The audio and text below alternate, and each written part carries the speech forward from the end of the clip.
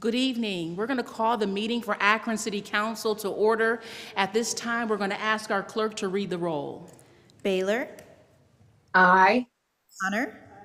Freeman. Aye. Fusco. Aye. Holland. Aye.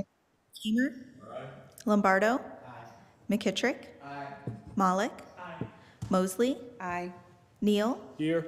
Omobian. Aye. Somerville. Aye. All members are present. For those who voluntarily wish to do so, would you please stand at this time as we are led in prayer by Pastor Dallas Billington from City Church. Immediately following our prayer, I'm going to ask if Councilman Neal would lead us in the pledge. All right, thanks. Father, we come to you tonight. We thank you for, Lord, this great city that we live in.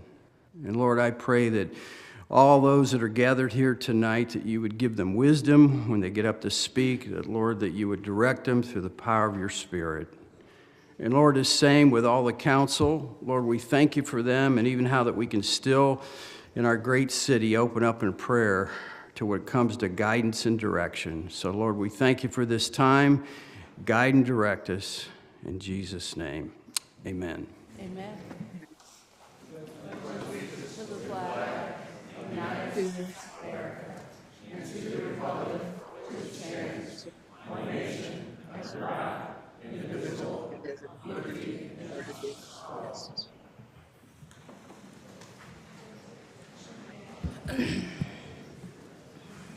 Yeah.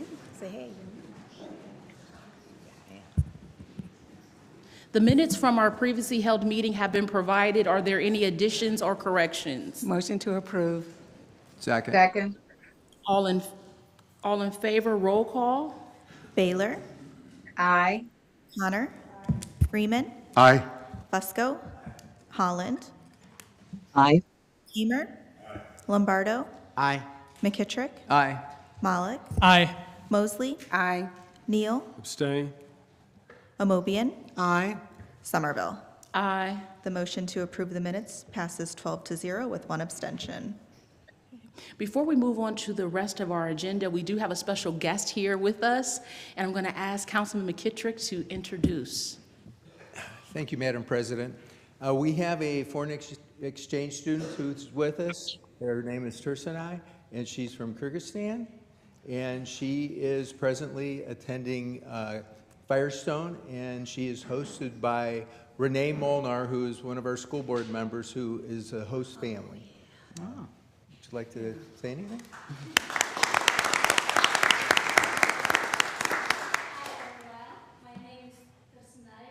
And I'm from Kyrgyzstan. I go to the Firestone High School, and I'm so glad to see you and meet you, and thank you very much. Thank you, Madam President. Thank you. Thank you and welcome. We have no items on our consent agenda tonight, so we will move right into our public hearings. Notice is hereby given that the following open comment public hearing will be held by the Council of the City of Akron on Monday, October 16th, 2023, during the regular council meeting at 7 p.m. Ordinance authorizing a conditional use to construct an oversized garage at 1203 Sawyer Avenue. Mr. Antonucci? Yes, thank you, Madam President, council members. Wayne Powers is seeking approval to construct an addition onto the existing detached garage in the rear yard of this residential property. The existing two-car garage contains 651 square feet of area, and the proposed addition will add 378 square feet for 1,029 total square feet of area. The proposed one-story garage addition would measure 14 feet in width by 27 feet in length. While the existing garage contains a gable roof, the addition will have a shed roof. The vinyl siding and overhead doors will match the existing materials of the garage. The drive will also be widened to accommodate the addition. Petitioner has stated that the main purpose of the addition will be for boat storage. Almost 9 feet of area will remain between the addition and the neighboring property at 1195 Sawyer. The proposed addition also does not consume more than 40% of the rear yard area. This property is well maintained, and the planning staff and planning commission recommend approval subject to conditions. Thank you. So at this time, we're going to open up our public hearing. Do we have anyone here in the audience who wishes to speak in favor or against item number 1? If you'll stand at this time so that you may be sworn in by our clerk. Could you please raise your right hand? Do you swear or affirm that the testimony you give will be the truth? If so, please say, "I do." Thank you. Thank you. So we're going to begin with those who want to speak in favor of item number 1. You may approach the podium.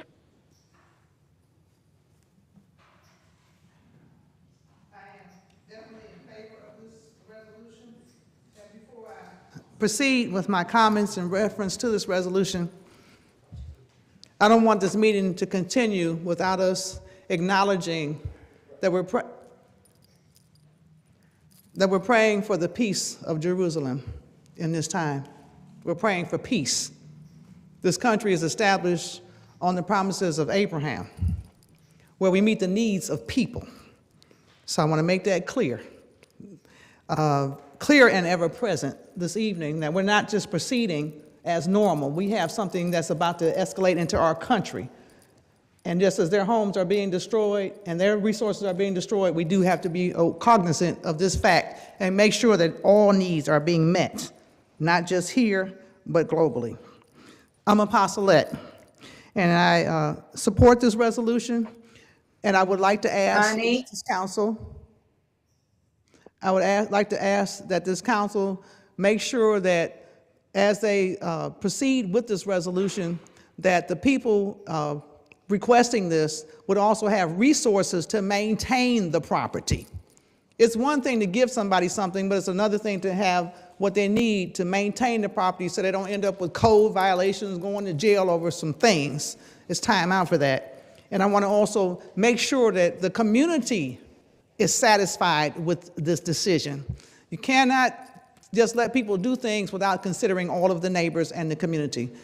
Therefore, I am in support of the resolution as long as it is conducive for all parties involved. Thank you. Thank you. Is there anyone else here wishing to speak in favor?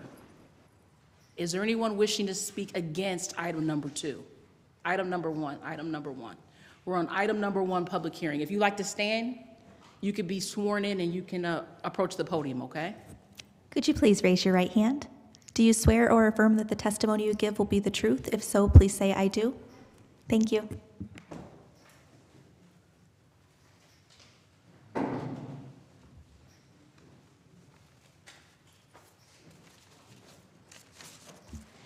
Hi. So it 100% does not surprise me that Akron is moving to issue a statement of support for the apartheid state of Israel. Akron is a city. And I just want to make sure that you're following where we are right now. We are at item number 1 for the public hearing. Oh, I thought you meant resolution number 1. No, not yet. We haven't gotten there yet. I'll be back for that one.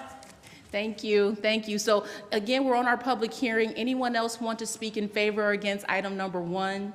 And that is 1203 Sawyer Avenue. Thank you. Do you swear or affirm that the testimony you give will be the truth? If so, please say, "I do." Thank you.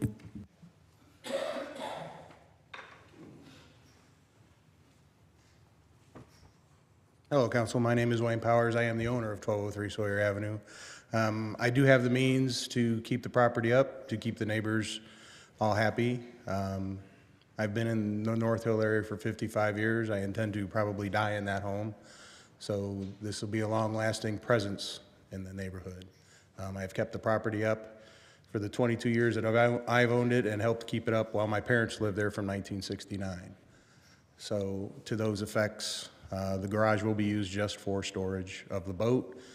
And it's actually just about 1.5 feet longer on each end and about 1 foot wider than the boat, so there's nothing else going in there.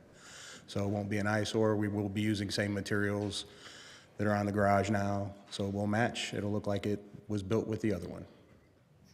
Thank you. Okay, thank you so much. Anyone else wishing to speak in favor? Anyone wishing to speak against? Seeing and hearing none, we're going to close our public hearing. Councilman Fusco, what is the committee's pleasure? I'd like to pull the committee for favorable reports for suspension of the rules. Kamer? Aye. Connor? Aye. Baylor? Aye. Mosley? Aye. Or the committee is favorable.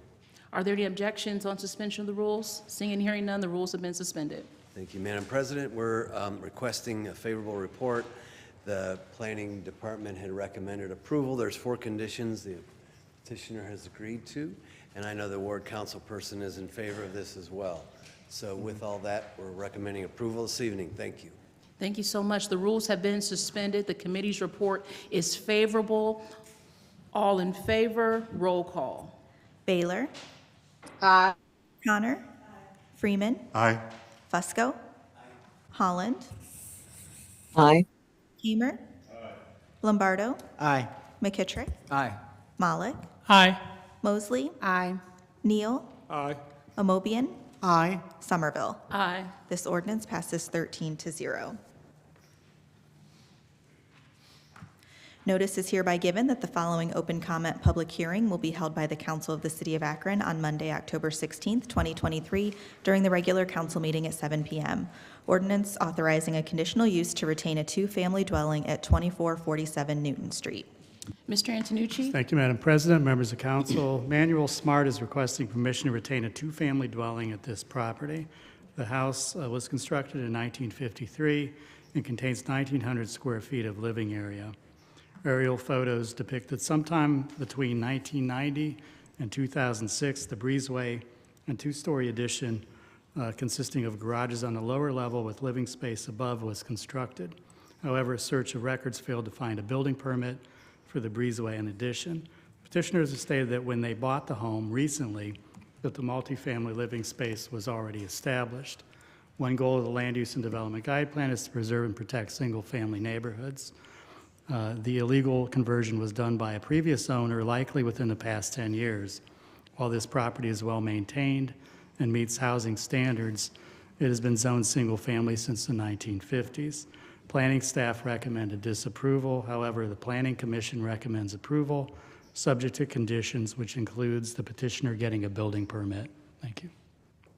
Thank you. At this time, we're going to open up our public hearing. Do we have anyone here that wishes to speak in favor or against 2447 Newton Street? Apostle, you can approach the podium. You've already been sworn in. Are you speaking in favor? Yes. Okay. I'm speaking in favor of this resolution because homelessness is real in Akron, in the United States of America. We need all the housing we can get. And I would pose the question to you, Mr. Antonucci and Council President and those in this room, who will be able to afford this housing? Will there be any stipulations on who can and cannot live in this home? And will it be conducive, once again, for the full community? We don't want any more violence in the community. We don't want any more issues with all these issues that are going on. Who will be acceptable to live in this home? Will it be affordable for what class of people? The middle class, the poor class, or the upper class audience? Thank you. Thank you so much. Is there anyone else wishing to speak in favor or against? Seeing and hearing none, we're going to close our public hearing. Councilman Fusco, what is the committee's pleasure? I'd like to pull the committee for a favorable report with suspension of the rules. Kamer? Connor? Baylor? Aye. Mosley? Aye. For the committee's favorable, we're asking for suspension of the rules. Are there any objections to suspension of the rules? Seeing and hearing none, the rules have been suspended. Yes, thank you. I know that the ward council person is in favor of this. This is in an area that is basically surrounded by multifamily in terms of this Newton Street corridor area there. So with that, we're recommending approval. Okay, thank you so much. Councilman McKittrick, did you have any further comment? Okay. The committee's report is favorable. The rules have been suspended. All in favor, roll call. Baylor. Aye. Connor. Freeman. Aye. Fusco. Holland. Aye. Hemer. Lombardo. Aye. McKittrick. Aye. Malik. Aye. Mosley. Aye. Neal. Aye. Amobian. Aye. Somerville. Aye. This ordinance passes 13-0. Notice is hereby given that the following open comment public hearing will be held by the Council of the City of Akron on Monday, October 16th, 2023, during the regular council meeting at 7 p.m. Ordinance authorizing a conditional use to construct a solid fence beyond the building line at 1558 Hampton Road. Mr. Antonucci? Thank you, Madam President, members of council. McNick LLC received notice from traffic engineering regarding tall shrubs at the corner of the property obstructing traffic visibility and a solid fence located within the Britton Road setback. Petitioners recently removed the shrubs and the old fence, but would like to replace it with a new 6-foot white vinyl privacy fence in the same location. The white vinyl solid fence, requiring a variance of 20 feet, would be set at their property line along Britton Road. The traffic engineer's office recently conducted an inspection and noted that there were no site visibility issues caused by the location of the fence, because the fence is located closer to the southwest corner of the property and over 50 feet from the intersection and not in proximity to a driveway. Both planning staff and planning commission recommend approval. Okay. Thank you. At this time, we're going to go ahead and open up our public hearing. Do we have anyone here in the audience who wishes to speak in favor or against 1558 Hampton Road? We're just going to ask that you be sworn in by our clerk. Could you please raise your right hand? Do you swear or affirm that the testimony you give will be the truth? If so, please say I do. Thank you. And we'll begin with those who wish to speak in favor. I'm definitely in favor of someone having something that's going to not only promote privacy but safety. I am questioning what are they trying to keep in and what are they trying to keep out. And I'm asking that for security reasons as well as environmental reasons. And I would like to know, in this process, in the building down and tearing up, where did the waste go? When you made the transition from one type of fist to another, did it go into another community? Did it go into our water? Where did the waste products go? And are they recyclable? What's going on here with the transition process? And I want to make sure that what is taking place is environmentally safe. Thank you very much. Thank you, Apostolette. Anyone else wishing to speak in favor?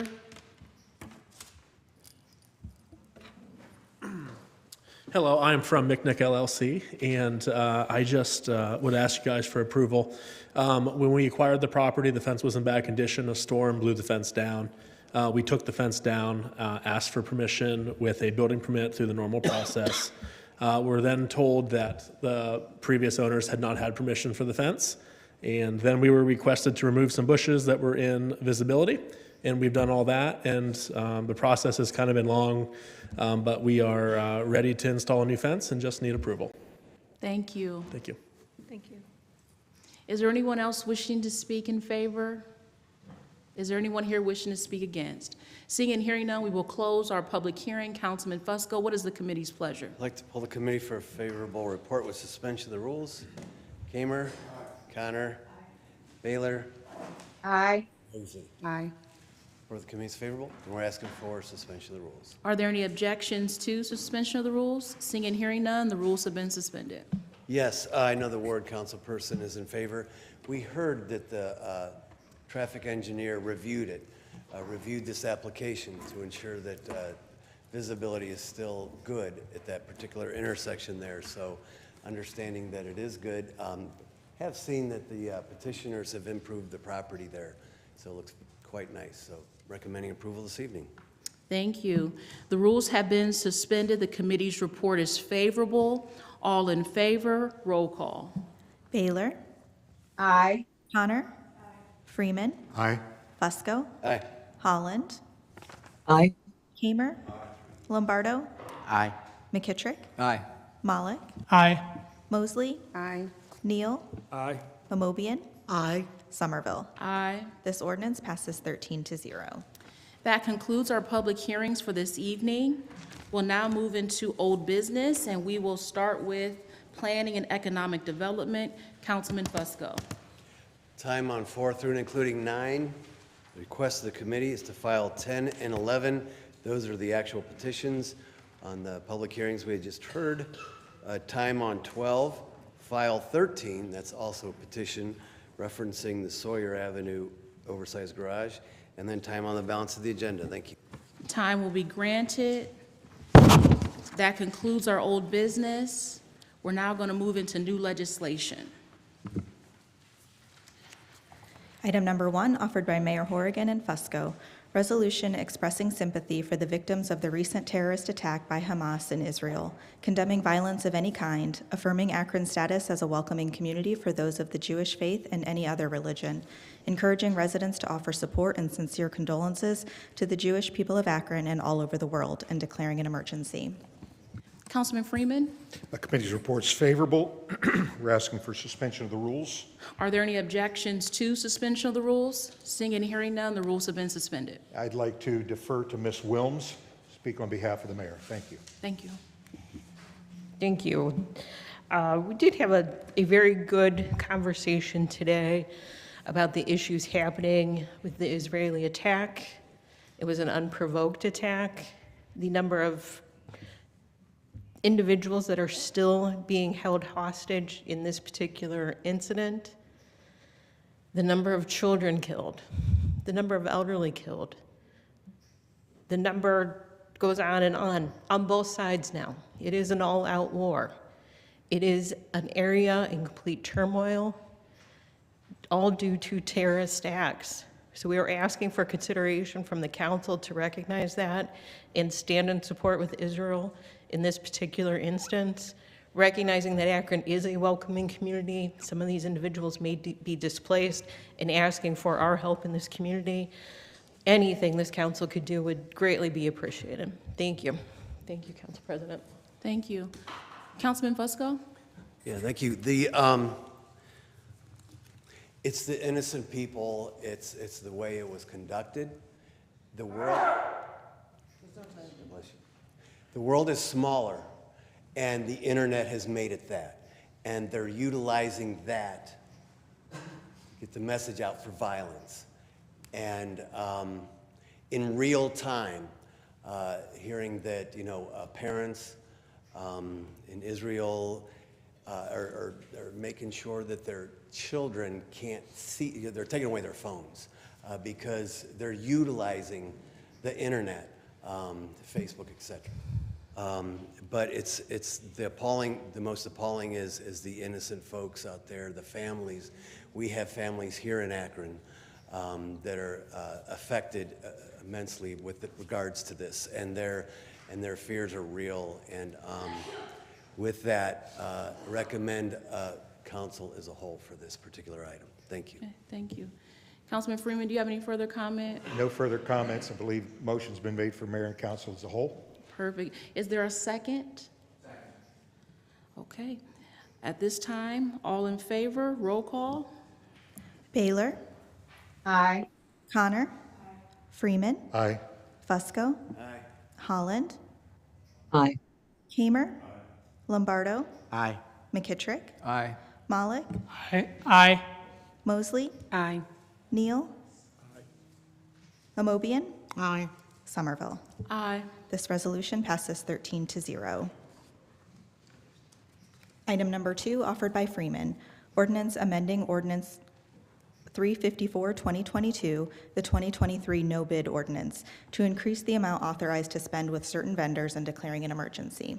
Councilman Freeman, Committee's report's favorable. We're asking for suspension of the rules. are there any objections to suspension of the rules? Seeing and hearing none, the rules have been suspended. We've seen rising costs and some things that we had already approved due to supply chain issues, and this will allow us to, I believe it was close to 30% costs have gone up for these items, and with that, we ask for its passage. Thank you so much. The rules have been suspended. The committee's report is favorable. All in favor, roll call. Baylor? Aye. Connor? Freeman? Aye. Fusco? Holland? Aye. Hamer? Lombardo? Aye. McKittrick? Aye. Malik? Aye. Mosley? Aye. Neal? Aye. Amobian? Aye. Somerville. Aye. This ordinance passes 13-0. Item number 3, offered by Fusco, ordinance amending or supplementing Title 15, Chapter 153 Zoning Code, Article 2, Districts and Maps, and Article 5, Accessory Uses in Residence Districts by adding a form-based zoning code and declaring an emergency. Councilman Fusco, Refer. this item will be referred.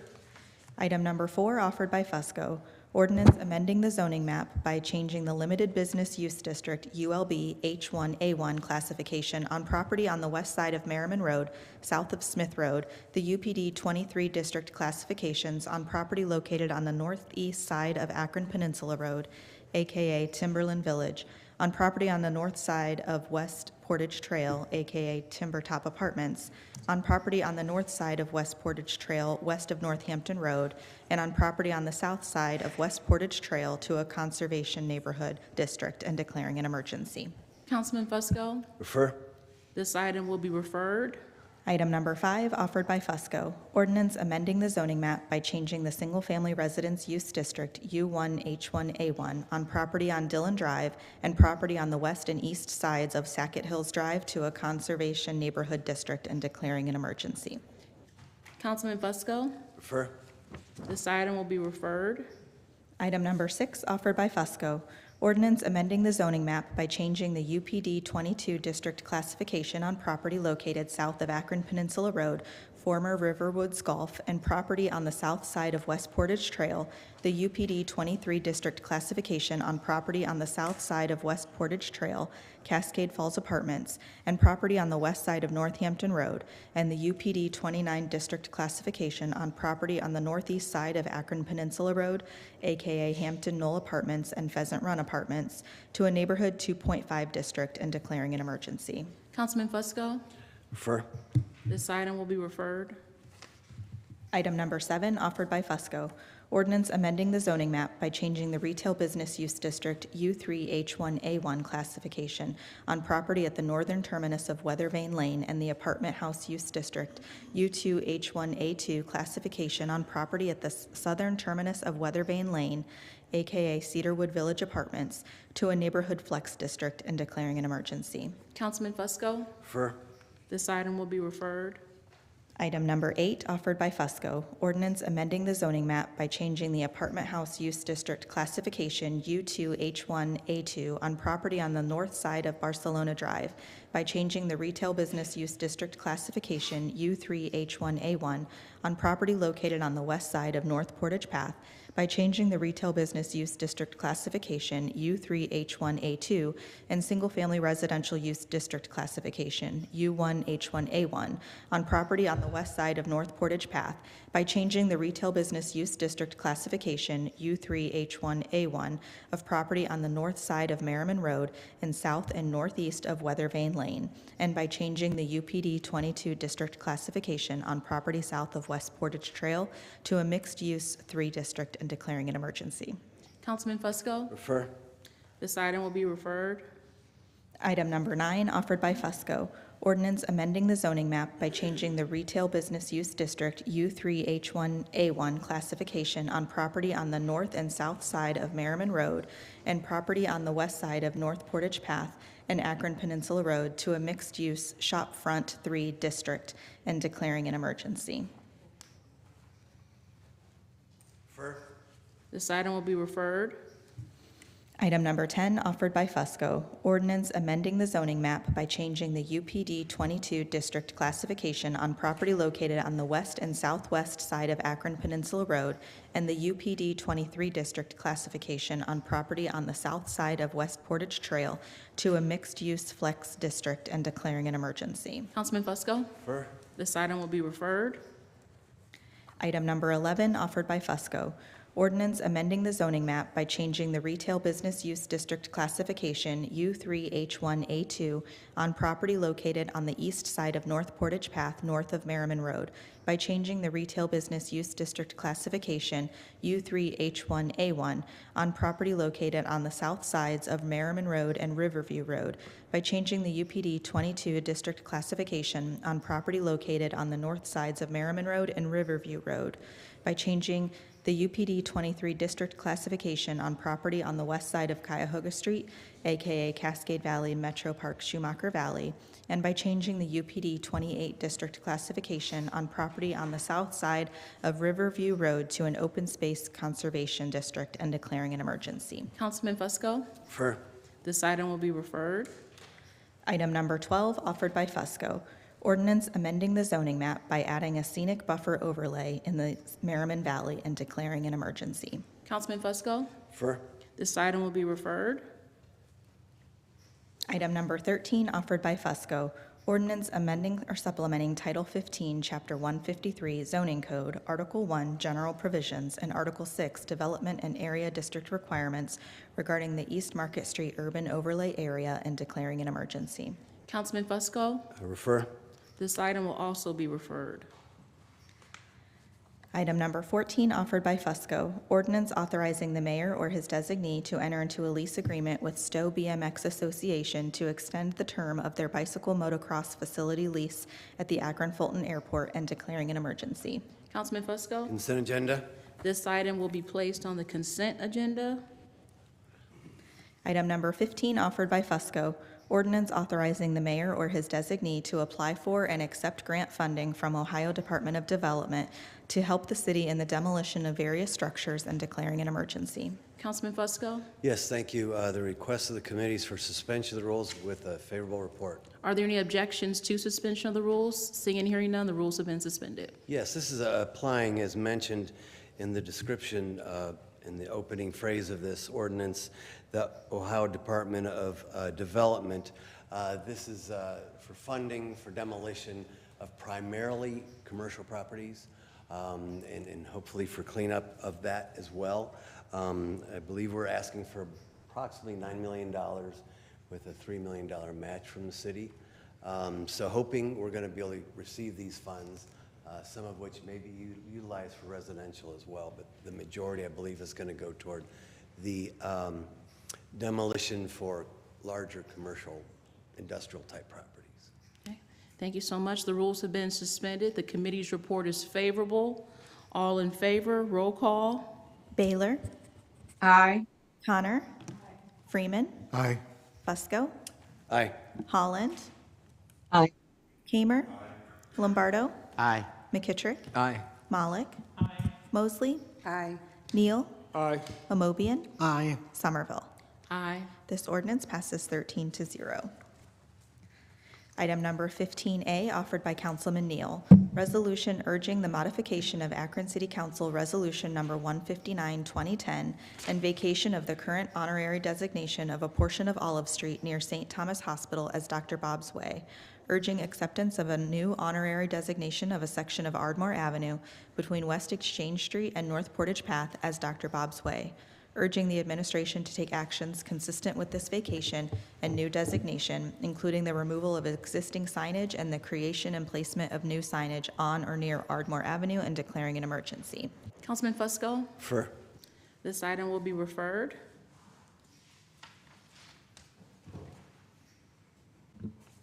Item number 16, offered by Mosley, ordinance authorizing the Director of Public Service or his designee to enter into a contract or contracts with AKT Peerless Environmental Services, LLC, for the annual preparation of environmental studies for Akron Metropolitan Housing Authority and declaring an emergency. Councilwoman Mosley. Consent agenda, please. This item will be placed on the consent agenda. Item number 17, offered by Mosley, ordinance authorizing the Director of Public Service or his designee to enter into a contract or contracts with Crown Battery Manufacturing Company for vehicle and equipment batteries and declaring an emergency. Councilwoman Mosley. Consent agenda. This item will also be placed on the consent agenda. Item number 18, offered by Mosley, ordinance authorizing the Director of Public Service or his designee, without the formality of publicly advertising for bids, to enter into a contract or contracts for pavement management services with Pavement Management Group and declaring an emergency. Councilwoman Mosley. Consent. This item will be placed on the consent agenda. Item number 19, offered by Mosley, ordinance authorizing the Director of Public Service or his designee to enter into a contract or contracts with Raftellus Financial Consultants Incorporated for the completion of the sewer and water rate study and declaring an emergency. Councilwoman Mosley. Consent agenda. This item will also be placed on the consent agenda.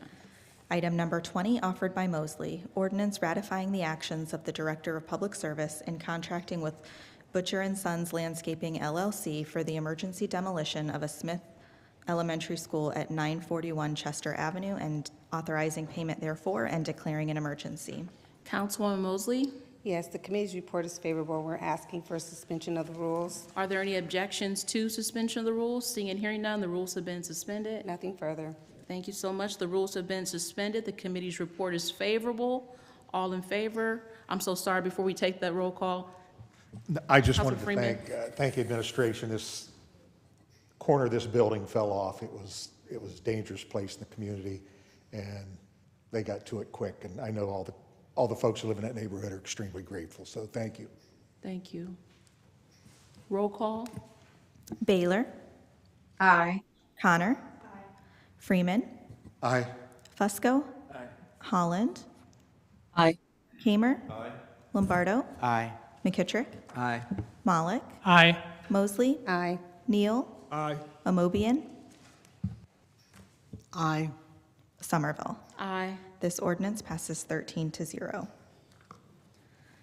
Item number 21, offered by Mosley, ordinance authorizing the Director of Public Service and/or the purchasing agent, without the formality of publicly advertising for bids, to enter into an agreement with Duralast to install a Duralast roofing system onto the administration building at the Water Reclamation Facility and declaring an emergency. Councilwoman Mosley. Yes, the committee's report is favorable. We're asking for suspension of the rules. Are there any objections to suspension of the rules? Seeing and hearing none, the rules have been suspended. Nothing further. Thank you. The rules have been suspended. The committee's report is favorable. All in favor, roll call. Baylor. Aye. Connor. Freeman. Aye. Fusco. Holland. Aye. Kamer. Lombardo. Aye. McKittrick. Aye. Malik. Aye. Mosley. Aye. Neal. Aye. Amobian. Aye. Somerville. Aye. This ordinance passes 13-0. Item number 22, offered by Kamer, ordinance authorizing the mayor or his designee to apply for and, if awarded, accept and expend grant funding from the Ohio EMA State Homeland Security Program National Preparedness System Grant Project and declaring an emergency. Councilman Kamer. Thank you, Madam President. Committee's report is favorable, and we're asking for suspension of the rules. Are there any objections to suspension of the rules? Seeing and hearing none, the rules have been suspended. Thank you. This grant would cover training and overtime and equipment costs for the Homeland Security Program. Thanks. Thank you. The rules have been suspended. The committee's report is favorable. All in favor, roll call. Baylor. Aye. Connor. Freeman. Aye. Fusco. Holland. Aye. Kamer. Aye. Lombardo. Aye. McKittrick. Aye. Malik. Aye. Mosley. Aye. Neal. Aye. Amobian. Aye. Somerville. Aye. This ordinance passes 13-0.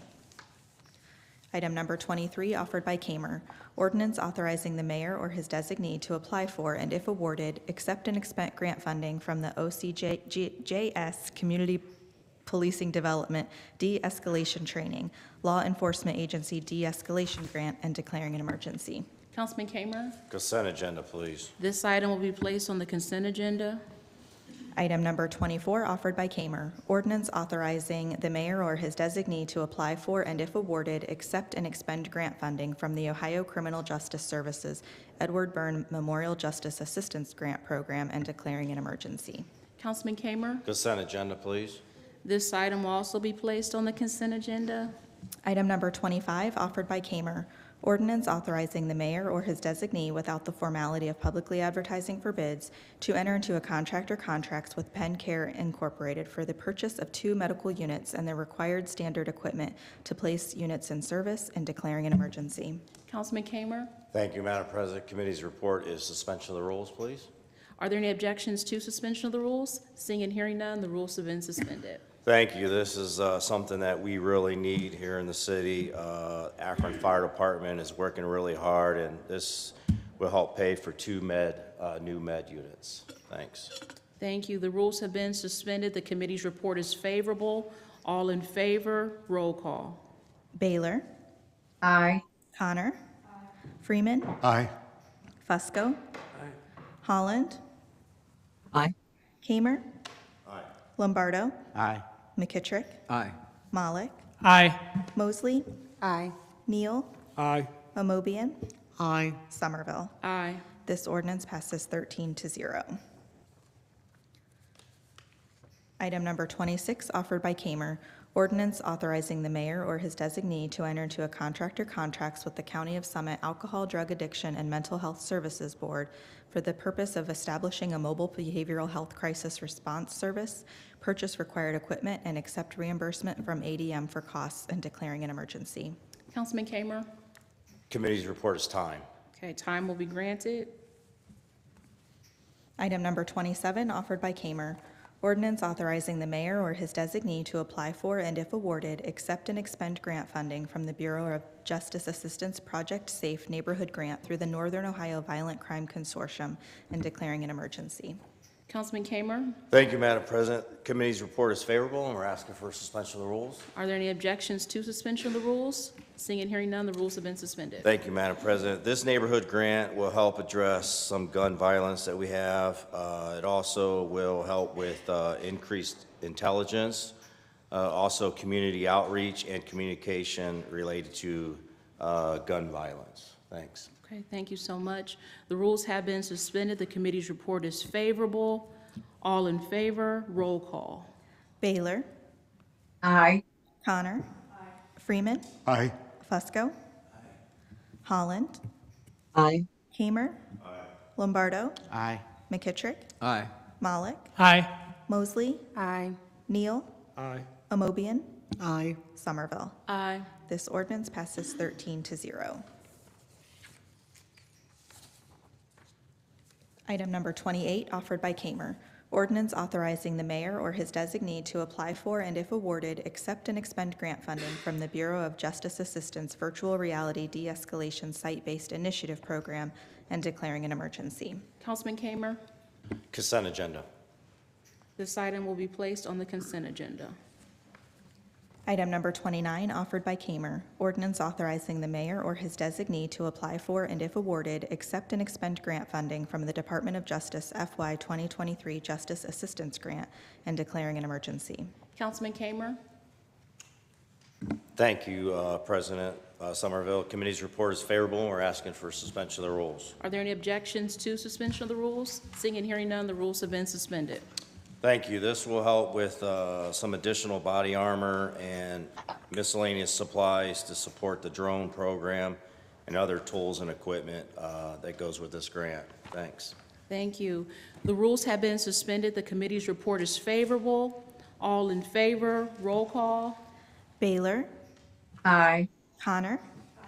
Freeman. Aye. Fusco. Holland. Aye. Kamer. Aye. Lombardo. Aye. McKittrick. Aye. Malik. Aye. Mosley. Aye. Neal. Aye. Amobian. Aye. Somerville. Aye. This ordinance passes 13-0. Item number 30, offered by Councilman Neal, resolution urging the City of Akron to allocate $100,000 to the Forever Our Children's shower bus to help address a desperate need of the homeless population to have access to facilities to maintain personal hygiene and declaring an emergency. Councilwoman Amobian. The committee is asking for time. Okay, time will be granted.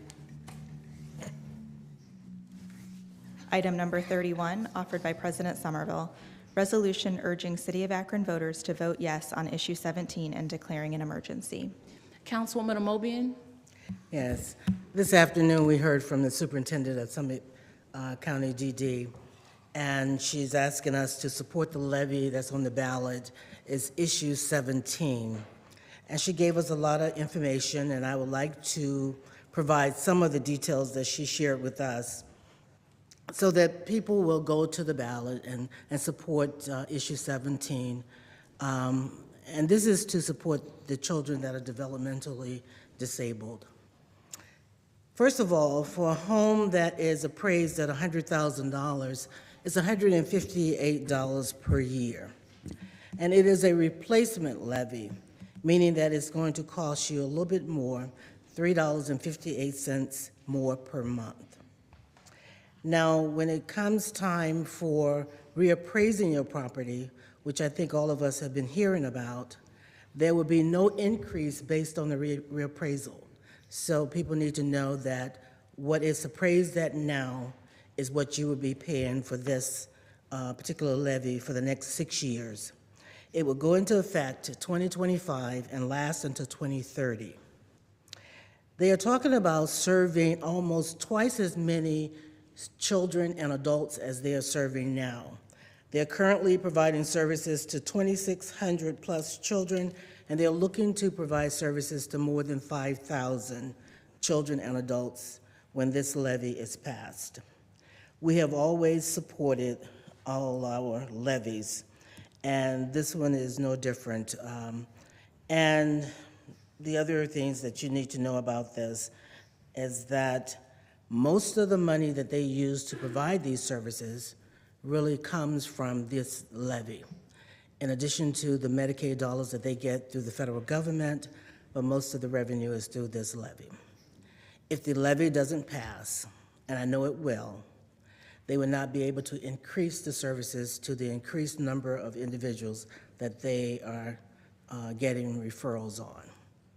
So it is important that we all go out on next Tuesday or before and support issue 17. If you want to find ways to help them, they're asking that you ask for a yard sign, get your family and friends to support the levy. And if you want to volunteer at the campaign location, you can do that.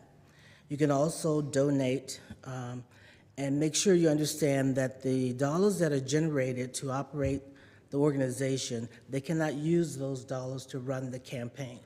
So the campaign dollars are all donations, and it's 100% donations and the efforts of volunteers. So I believe we are asking for council as a whole, Madam President, and we would like to do that. And again, please go out and support the developmentally disabled children and adults. We've always supported Summit DD, and we will continue, I'm sure. With that, I ask for council as a whole. Thank you so much. We do have a motion on the floor. Is there a second? Second. All in favor? Roll call. Baylor. Aye. Connor. Freeman. Aye. Fusco. Holland. Aye. Kamer. Lombardo. Aye.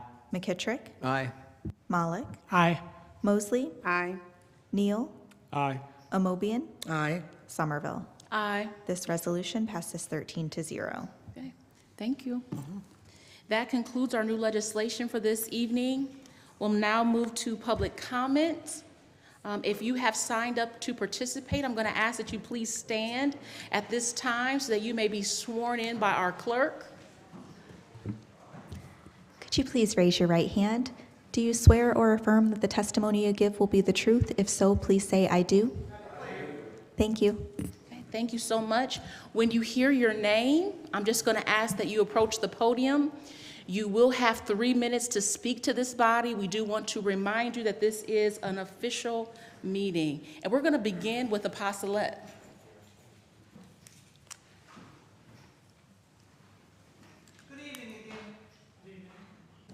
Good evening again, everyone. It's been a long day and a very productive meeting, I'm glad to say. As you all know, I am a published author, but I kind of want to reintroduce we females this evening. I wrote a poem called I Am a Female because this Israeli situation is very real, as well as Ukraine is very real, as well as America is very real. Women and children are being murdered and killed every day by the law and religion. I am a female, not a thing. New life to you I bring. I carry life inside of me. I have been created, established to be free. I am not an afterthought. I have been here all along. I am the other half of the song. I am a female, born free, also to guide the sail. I too have been brought through shame, grave, and the nails. I am a female. This is not all my story tells. I have had to be strong in order to overcome. A female is always in place when the good work is done. A king is not a king without a queen. A male is not a male without a female in place. I have had to cover up the bruises on my face. Still, I maintain my place. I am a female. I'm sure you can tell because I wear it well. Stop murdering us. Stop slaughtering us. Stop abusing us. Stop violating us and disrespecting us. Stop killing our children. And stop killing each other. We're females. It's time to empower one another, not endanger one another. America, the United States of America, is established on the word and the law, which is Jesus Christ. Jesus Christ did not discriminate against females. And if Jesus Christ were a female, think about that. Think about everything that we do. The pain, the suffering, how we give our lives for our babies and our husbands, our children, our communities. See, I'm a female. I'm sure you could tell because I wear it well, and I plan to maintain it.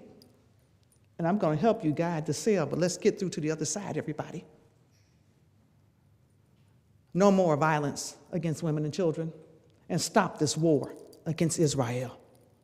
I'm saying it because I am a female. Thank you. Thank you, Apostolate. Brandon Petrovich.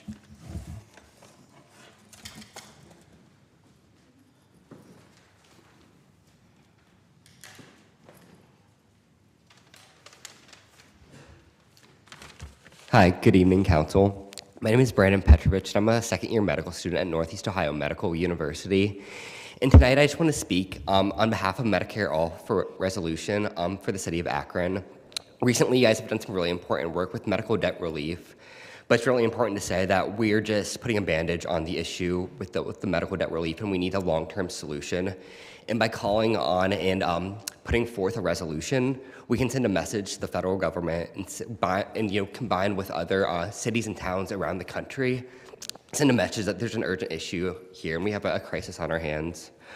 So I want to speak from the physician's perspective. I'm a medical student now. I have a chronic health condition. I've been a patient for a long time, and I worked in the healthcare setting for 6 years before beginning medical school.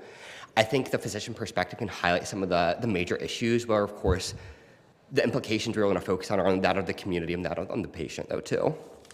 So I'm going to spit out some facts for a little bit here and say that 3 in 5 physicians will retire before the age of 65, and 1 in 4 cite burnout as the #1 driver in their retirement decisions. Further, the rate of depression among physicians is 29%, compared to 8% for the general population. And additionally, 2/3 of physicians cite burnout as the primary cause of their depression. And all of these are grim facts, but again, what's the point of all of this? And I want to speak on the fact that we've replaced the term burnout with another term, moral injury, because burnout, it's the outcome, right? But it doesn't focus on the root of the issue, but the root of the issue is moral injury. And moral injury is a term that was initially used to describe soldiers who are in war, who are going against their morals because of leadership and what they're telling them to do. And right now, that's kind of the place that physicians are at present, where they're going against their morals and their values, which is taking care of the patient, and they're being driven by leadership, which is putting profits over patient care. So ultimately, our current healthcare system, you guys know all too well that it's putting financial burden on patients. We know that patients who are lower income struggle to make it to appointments and afford prescriptions. Doctors spend a quarter of their workday with patients, and the average patient visit is just 15 minutes, and they only spend about 5 minutes talking with the patient. And then again, nearly 50% of physicians' day is administrative tasks like charting and dealing with a plethora of insurers who, interrupt and act as a third party in patient care and make decisions that they shouldn't be making ultimately. I'll spend at least 7 years getting medical education, and at the very least, I should be able to care for my patients the way I want to. So, like I said, we've seen a system created where not only do physicians feel like they can't adequately care for patients, but they feel implicated in that care, and that's part of what's leading to this moral injury for physicians. So again, I call on you guys to put forth a Medicare for All resolution to say that you want a long-term solution for this issue and that the bandage isn't quite enough. And again, I think collectively it can send a very strong message to the federal government. Thank you so much. Thank you, Brandon. Libby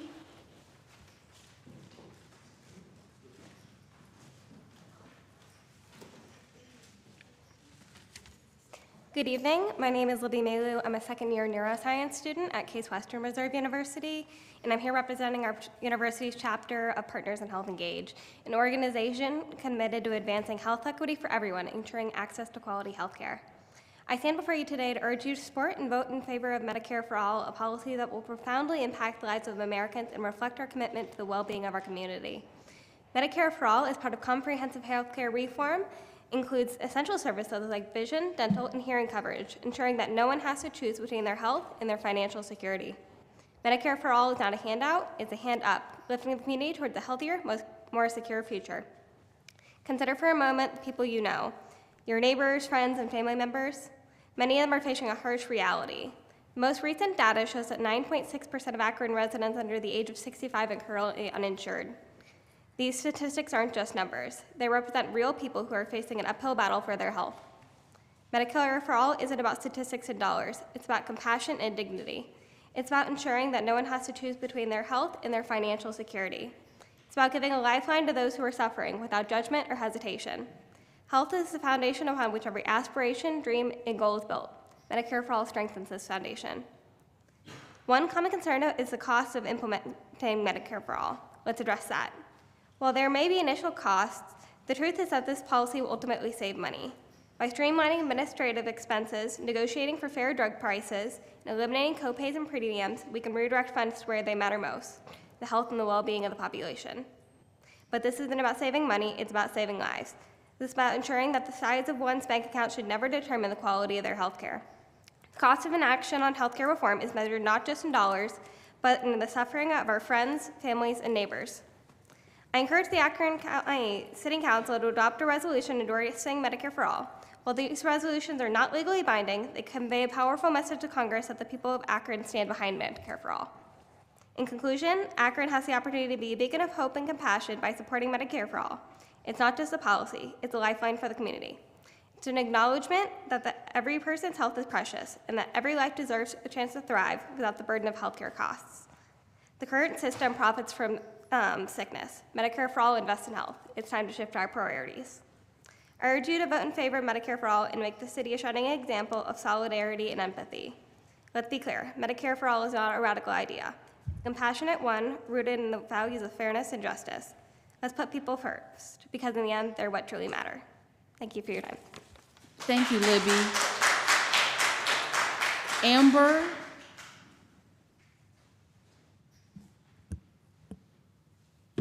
Good evening, everyone. My name is Amber Actor. I'm a senior at Case Western Reserve University studying biochemistry and medical anthropology. I'm also part of Partners in Health. We're an organization that focuses on local and global health equity, and I also stand before you here today to ask for a resolution in support of Medicare for All. Not only as a resident of Northeast Ohio, but as a student as well, I have recognized the importance of healthcare, but more specifically, our deteriorating healthcare system that the recent pandemic has exacerbated. Despite the Affordable Care Act, 30 million Americans are uninsured. In Akron, 8.6% of residents do not have access to health insurance. That amounts to 18,000 Akron residents who do not have access to a primary care physician, who cannot afford prescription medications, and are not getting preventative screenings that can prevent non-communicable diseases from occurring. Medicare for All does not put a Band-Aid over the solution. It ensures that every American has the right to health care.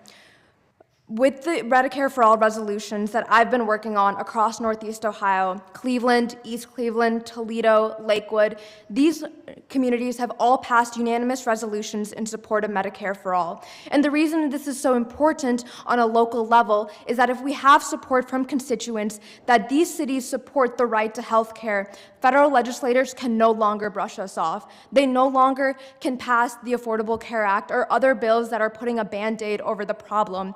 We must guarantee that every American has the right to health care, because if it is not accessible, it is not acceptable. Thank you. Thank you, Amber. Gabe Cook.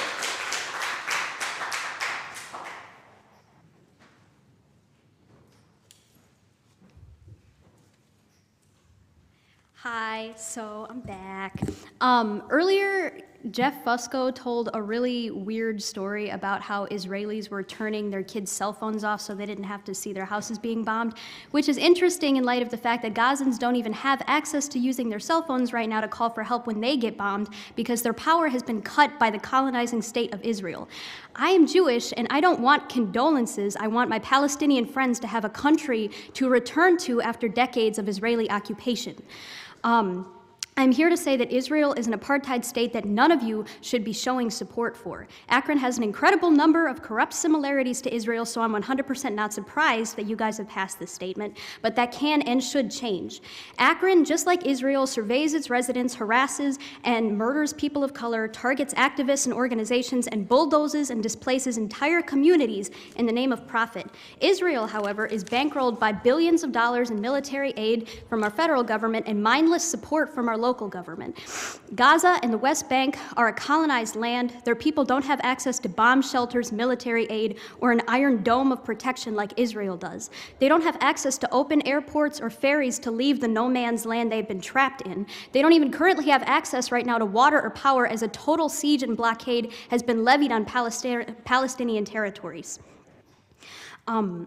In the past few days, just like the past few decades, hospitals and residential buildings have been bombed in complete darkness. Supposed safe zones have been attacked, and Gazans who have been ordered out of the northern territories of Gaza have been tricked into marching directly into live fire from Israeli occupation forces. The news you see on every mainstream channel of Hamas militants murdering babies and bombing residential buildings are false and reappropriated stories of massacres and bombings that Israeli soldiers have been inflicting on Palestine since 1948. Like I said, I am Jewish, and there is nothing more heartbreaking and humanly repulsive to me than the fact that the same shit that's been happening to, or that happened to my family and relatives, is now being done in our name to another people. This is not about religion or the Bible. This has everything to do with the fact that America and Britain wanted a military outpost in the Middle East and saw the Holocaust as a disgusting opportunity to make this happen.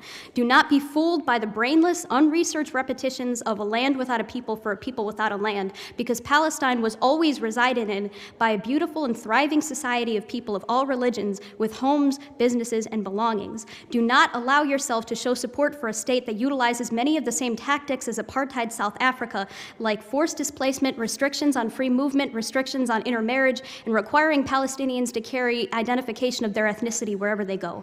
Not only should you retract your statement of support for Israeli genocide, you should ban all current and future police training expeditions to Israel, a step that other cities have already taken. Cut ties with Akron's Israeli sister city, Kiryat Akron, which was colonized and renamed after its native. Free Palestine. Thank you so much, Gabe. Dewan Wash.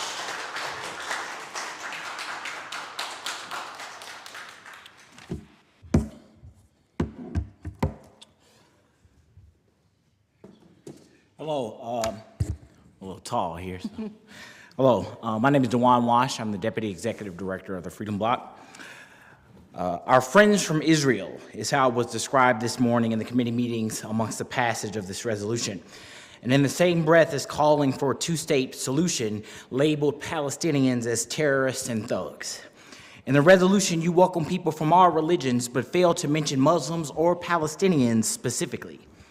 I'm a good old homegrown American that's interestingly enough been called a thug and domestic terrorist while demanding rights for liberation right here at home. Violence does not exist in a vacuum. What exactly prompted Hamas to engage in brutal acts? Did these things happen on a whim? Could it be possible that this is a result of the Israeli government's continued apartheid, terrorism, and dehumanization of those inside of Gaza and the West Bank, some of the most densely populated regions on the planet as described this morning? The Holocaust was also mentioned in this morning's discussion. The Holocaust didn't happen quickly. It happened over years, with 1,000 little cuts that few attempted to bandage. Those cuts are happening now. Right now, right-wing extremism is an existential crisis that must be rooted out, including in Israel, here in America, and around the world. Listen to how your friends, the Israeli government, describes Palestinians this week. We are fighting human animals, and we act accordingly, said the Defense Minister Yoav Gallant. General Ghassan Alian declared that in Gaza, there will be no electricity and no water. There will only be destruction. You want a hell, you will get hell. The Western world must stand with Israel as it fights bloodthirsty animals of Hamas, Israel's ambassador to Berlin, Rome, Prozer said. At a risk of being labeled anti-Semitic for speaking out against Israeli terrorism, colonialism, and oppression, I speak truth to power. I grew up in America and was forced to learn your history of Jews while in school, while me as a black man had to learn mine as I grew up. I can't help but notice that the rhetoric used today by the Israeli government seems eerily familiar. Where was it that basic necessities were denied? Where was it that people were treated like animals? Where was it that ruthlessness was commonplace? Where was it where access to food, power, water, and electricity were cut short? I think you know the answer, but what's understood doesn't have to be explained. To sit here and allow this council to further dehumanize the plight of the Palestinian people would be akin to me standing by and watching another cut of the rise of the right-wing extremism and white supremacy without saying anything, and I simply cannot and will not do it. I want to show you the pictures of the animals the Israeli government is bombing and murdering. And no, these images are not from the past week. Some are years old. This here, the 35, is just from 2023, and this here is just from Saturday, when a 6-year-old boy was stabbed 26 times by his landlord. It is easy. Where was your concern then? It is easy to pass resolutions acknowledging Jewish pain when you don't see the pain that the Israeli government inflicts on Palestinians. I'm so what sorry. animal? Well, hold on. What animal would you describe these as? Are they ducks, deer, elk, cows, maybe? Which animal do they need to be in order to make it easy to pass resolutions acknowledging the pain of their murderers, but not the pain of their families? Free Palestine. Thank you. Reverend John Beatty. Reverend John Beatty.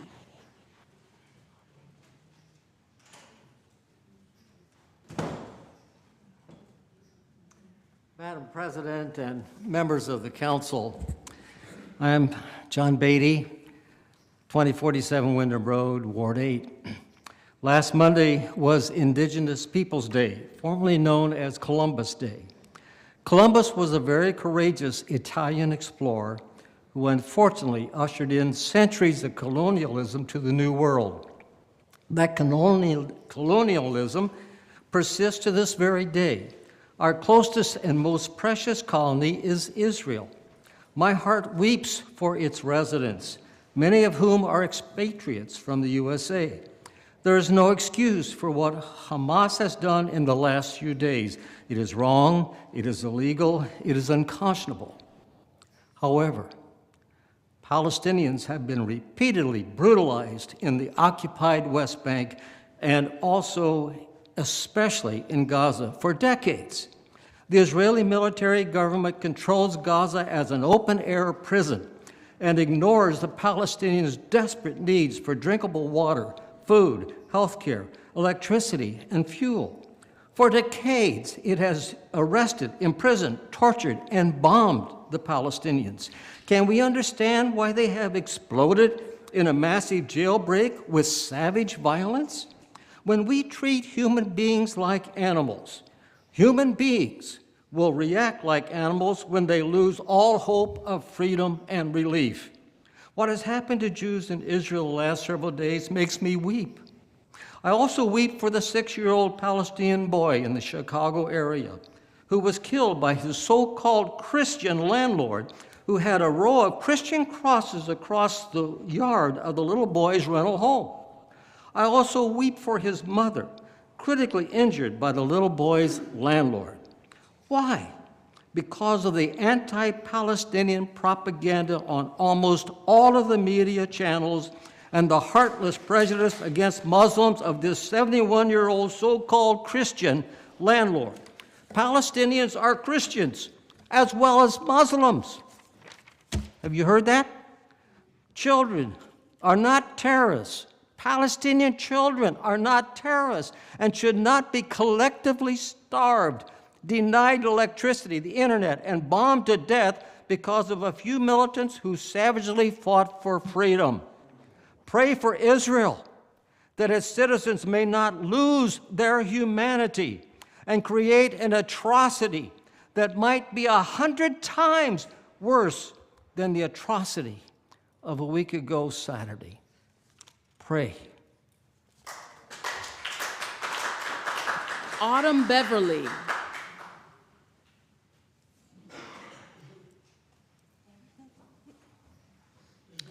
Hi, good evening. My name is Autumn Beverly, and I am 19 years old. I work as a natural hairstylist. I'm a braider and a loctician, but I also go to BEBC. Woo! Working to achieve my barber's license. I love hair. Hair came naturally because both of my parents are in the hair industry as a hairstylist and barber. My father is one of the best in the city. I became interested in barbering after my dad had so much compassion for it. Just if you don't know, I'm sorry. That gives us a reason to communicate.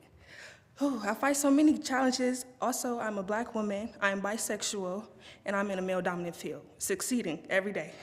Every week, Mr. Eric and Mr. Danny taught me so much. It's not just about barbering. They taught me how to do my credit score, apply for funding, and start my own business. Mr. Eric shares every opportunity to succeed no matter what. It comes easily for him. He could easily keep his gems, but he doesn't. He shares it with all his students. I was able to start school because of Mr. E out of a scholarship out of his own pocket. I always wondered why he did this for me and for everyone, but it was out the kindness of his heart. Nothing came with it. And I always wonder why the same people that come to speak to him, they also come in quietness about funding. They act like they care for the students, but in fact, they don't. I'm so sorry. There are multiple people trying to get into school, and I tell them to go up to the school about funding. I didn't know funding was cut through a city. I thought it was cut through him, and I want to know why do I not know that. I'm a success story at BEBC. I will graduate December 2023. Mr. Eric cares about us, and that little bit goes a long way every morning at 8 a.m. Whether we vocalize or not, we are so grateful, and I would like you guys to considering funding BEBC. I'm a success story, and I want other success stories to come from this school. Thank you. Kevin Wright.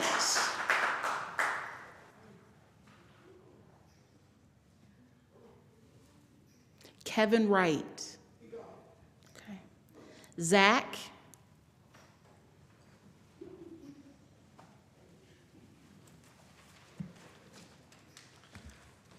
Hi, my name is Zach Soheda. I'm currently a student at BEBC. I've always had a passion for barbering. I was able to start barber school after I saw an announcement that Beyond Expectations Barber College was giving away 15 full scholarships to attend their school. After attending Beyond Expectations Barber College, I realized it's more than just about cutting hair. Not only did Mr. Eric show us how to open our own business, but also showed us the chain of command when it came to the government, how a person can get their LLC, and how to get funding for certain businesses. Mr. Eric teaches us that there are 3 types of people in the world: those who play in the game, those who watch the game, and those who don't know the game's being played. I was lucky enough to have my school fees paid for by Mr. Eric because he gave away the scholarships. I know that the city has millions and billions of dollars that they give away to qualifying schools and other businesses. I would like to know what it takes to qualify for certain grants throughout the city for funding. I'm pretty sure that Mr. Eric checks every box. If Mr. Eric can't get funding for the school, it makes me feel like it'll be even harder for me as a young male in America, just trying to make a better life for myself and the people around me. Mr. Eric gives us hope at the school. He lets us know that if he can do it, anyone can. I work hard in school to keep my academics up and my attendance because I know that it's important to be a professional all the way through, no matter what. Mr. Eric doesn't have to show us how to do certain things, but he does because he cares about us. Why is funding being cut from the school when there are people like me who desperately depend on it? Why should Mr. Eric have to ever come out of his pocket when the city has a $1 billion budget? I would think that the city would love getting behind helping young people to do better, but it doesn't seem like it here. Please reconsider your thoughts about the funding for Beyond Expectations Barber College. Thank you. Thank you. Daniel Williams.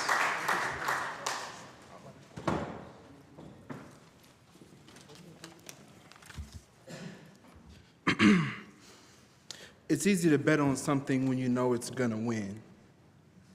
How about betting on something where you don't know exactly how it's gonna turn out? Mr. Eric Garrett bet on me. I started school in 2014 with no barber experience whatsoever. I graduated school and passed my state exam in 2015 with a 96%, which is the highest in the history of the school. I was a recipient of a scholarship. Mr. Eric saw my hard work, he saw my drive, and he asked me to come back up to the school to actually learn and help run it. In 2017, I became the youngest master instructor in the history of the state of Ohio. In 2020, I became the director of BEBC. In 2022, I became the co-owner of BEBC, as well as opening up another barber school with Mr. Eric, who hosts 25 students, as well as us joining and owning 4 barbershops. In 2023, I became the executive director of BEBC. I learned the operations. I learned where funding came from. I got real in tune with that. Mr. Eric Garrett, the founder of BEBC, decided to run for Akron City Council at large. Knowing that it could be a possible conflict, he decided to remove himself from the Akron school. That's where I stepped in.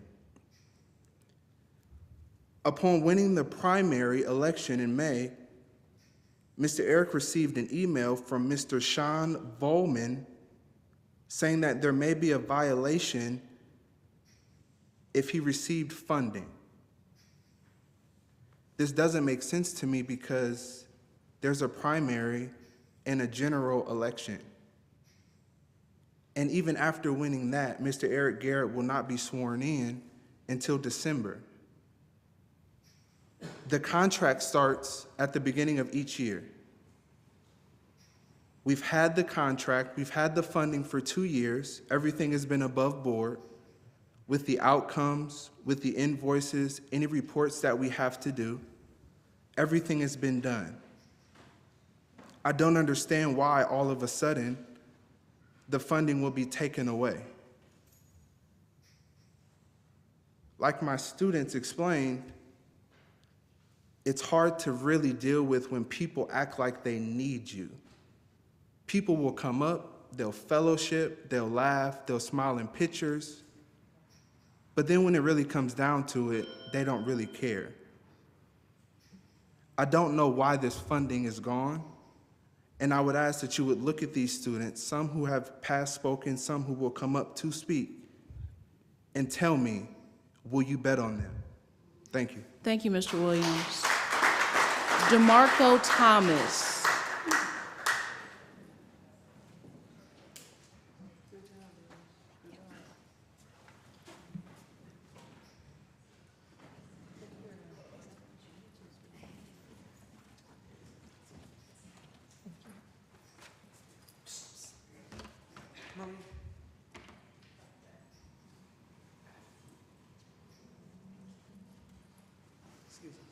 You good? Hello, my name is DeMarco Thomas. I started Beyond Expectation Barber College in June 2023. I found out about barber school from my cousin who told me that it would be a good idea for me to learn the new trade. My life was tough growing up. My father passed away in 2011 due to murder. My mother then passed away in 2014 due to murder. My youngest brother, father, is the reason my mom is not here with me today. Because of the murders that I had to go through, my life became very stressful. The first time I went to juvenile correction center, I was 13 years old. From there, I had multiple run-ins with the police. Starting barber schools changed my life forever. It wasn't just a regular program. It was a program that cared about young black men and their mental health. Mr. Eric put together a gun control policy that the city turned down. I am a living testimony on why guns should be taken off the streets and why the city needs positive role models like Mr. Eric in our lives. Beyond Expectation Barber College not only showed me how to be a professional, but how to change my life around for good. Since being enrolled at Beyond Expectations Barber College, I have done a complete 180 with my life. Because of the trials and tribulations I had to go through in life, I didn't care about anyone but myself. Mr. Eric has showed me why being a part of a team is so important from not only holding my teammates accountable for their decisions, for the decisions they make, but the decisions I make myself. Since joining BBC, I have amazing academics and attendance. I have never been this involved with any type of schooling or activity before. I was able to start school because of Mr. Ed giving away scholarships. When I first started the program, I had no idea it'd be like this. I'm forever grateful for Mr. Eric changing my life, whether that be supporting me while I was trying to get out of jail or giving me a ride to school so that I could better my life forever. Mr. Eric showed me so many things, whether that be putting up a fence, changing ceiling tiles, learning how to paint, or putting a whole business together from top to bottom. I never thought that I'd be a barber. I'm so grateful for Mr. Eric, I can't say it enough. As a young black man whose mental health could have just kept declining, but it didn't because Mr. Eric and Beyond Expectation Barber College, I am no longer a statistic. I am on track to graduate in 2024, and I'm so excited that I didn't give up on myself. Mr. Eric could have looked at me like everyone else did, like a kid who didn't give up, like a kid who didn't matter, like a kid who was always going to be in the system. But instead, he looked at me as a champion, like I could be someone. I don't understand why funding would be cut from Beyond Expectation Barber College. Why wouldn't you want young black men like me to have a chance to have something positive to do, to look forward to going somewhere, to look forward to learning a new trade? It saddens me that you guys will take funding away from us. It's almost like you guys expect me to just be another black man out here lost in the system. I would like to know why funding was cut from Marco, Beyond. I'm so sorry, but your 3 minutes are up. But thank you so much for sharing. And keep up the good work. Max Rockwell.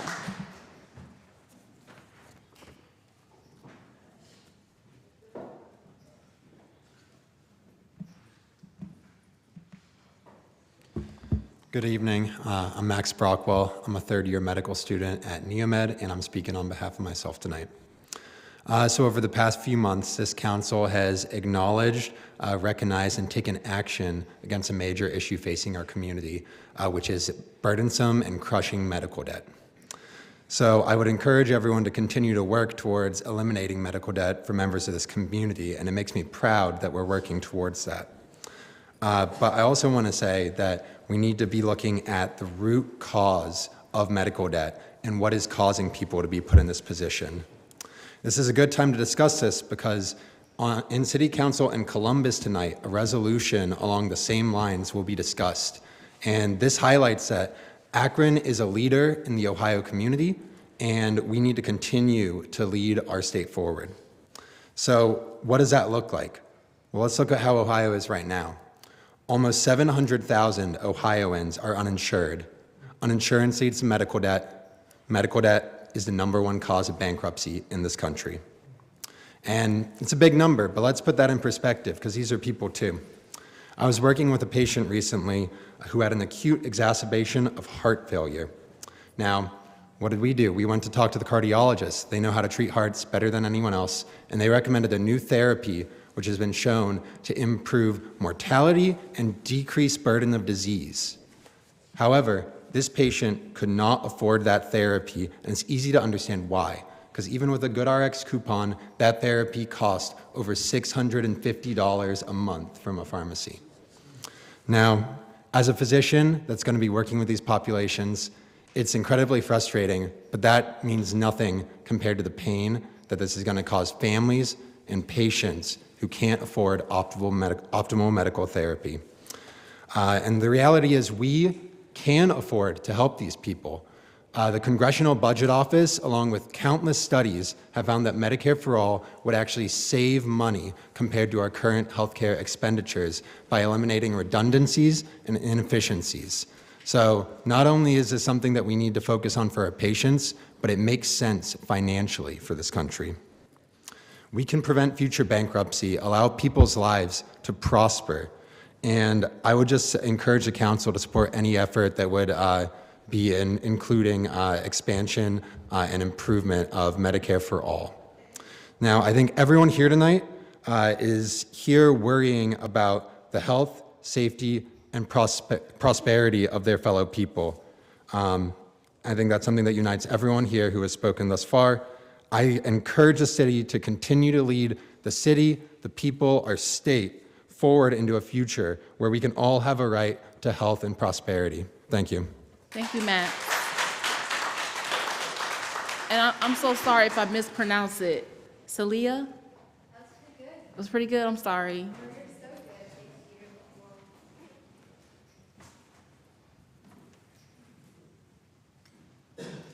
Hi, my name is Salaha Shamsi. I'm a second year at Northeast Ohio Medical School, also speaking on behalf of myself. And I just wanted to also provide my full support for this resolution that Max and my other counterparts, Amber and Libby and Brandon, have already spoken about. I think it's super important that we as a community take stand for something as important as Medicare and just affordable health care for everyone involved. Thank you. Thank you so much. DeAndrea Thomas. Is DeAndrea Thomas here?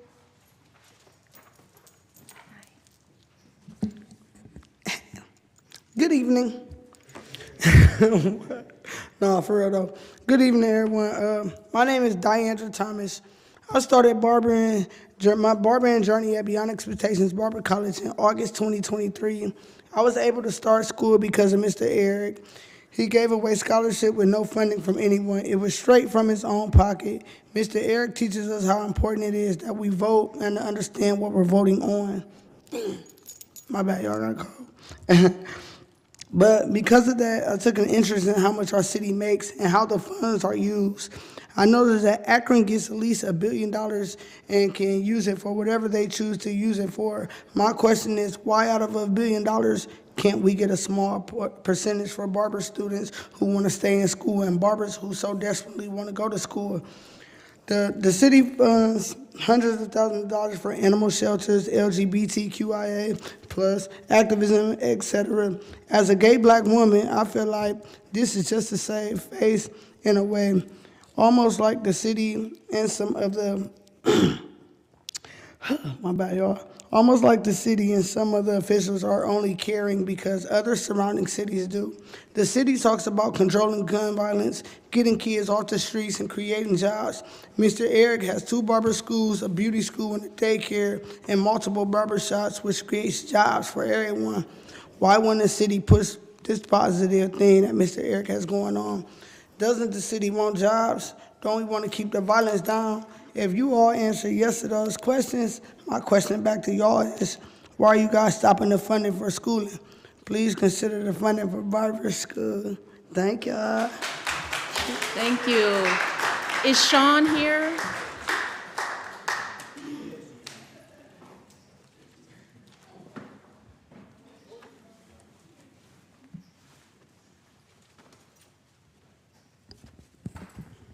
Hi, good evening, Council.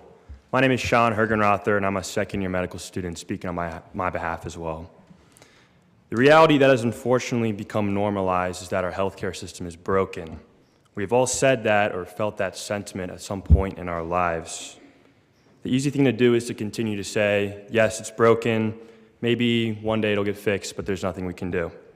The hard thing to do is to look deeply at the system and fight for change, to be a voice for those who have none.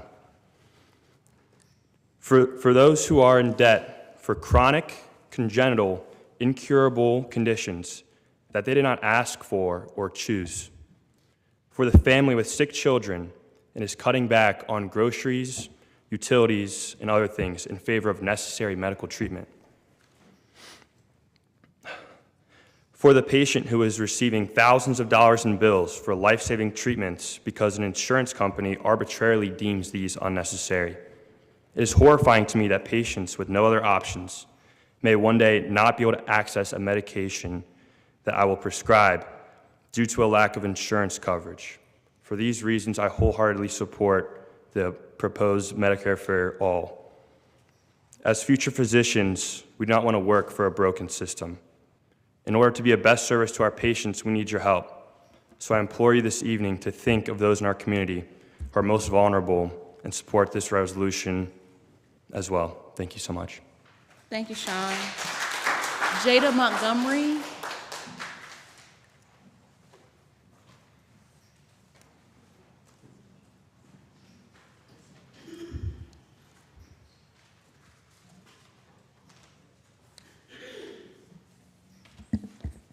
Hello, my name is Jada Montgomery. I started school in 2022. I was able to start school because of the funds that the city provided beyond expectation. Barber College has come to my attention that the city of Akron has decided that they will not continue to fund the Barber College anymore. The lack of funding will make it extremely hard for people to follow their dreams and become a licensed barber. Instead, the lack of funding will create basement barbers who lack the knowledge about infection control, diseases of the hair and the scalp, tools of our trade, and job placements opportunities. I see articles and news that report on gun violence and mental health awareness. While in school at BEBC, we had discussions about Jalen Walker and what was going on with his trial. We had multiple police officers and prosecutors come up to the school and talk to us and let us ask any questions we had about the trial and made us more aware while helping us to understand the different steps of what was going on. It felt like we were one big happy family, and it seemed like everyone cared, but I was wrong. It feels like certain people just came up for photo opportunities and were just acting like they cared about our community and what was going on. We took pictures, ate breakfast together, shook hands, and talked about our futures and why we wanted to become barbers. Some of our guests even got seconds and stayed while other officers left to talk to us. They toured our school and told us how great it was, that we were following our dreams. It saddens me that other people that want to come behind me and join the school won't be able to because the lack of funding that the city previously provided to Beyond Expectation Barber College. Funding will no longer be available for us. If all of us could pay for school, we would, but we cannot in this economy. It's very hard for us to pay for childcare, a place to stay, a vehicle, and go to school. I figured that as a past student who is excited about taking my barber's exam next week, due to the excellent staff at BEBC, I could get an explanation to as why the funding has stopped being allocated. Please consider funding Beyond Expectation Barber College. Thank you. Thank you. Ebony Evans.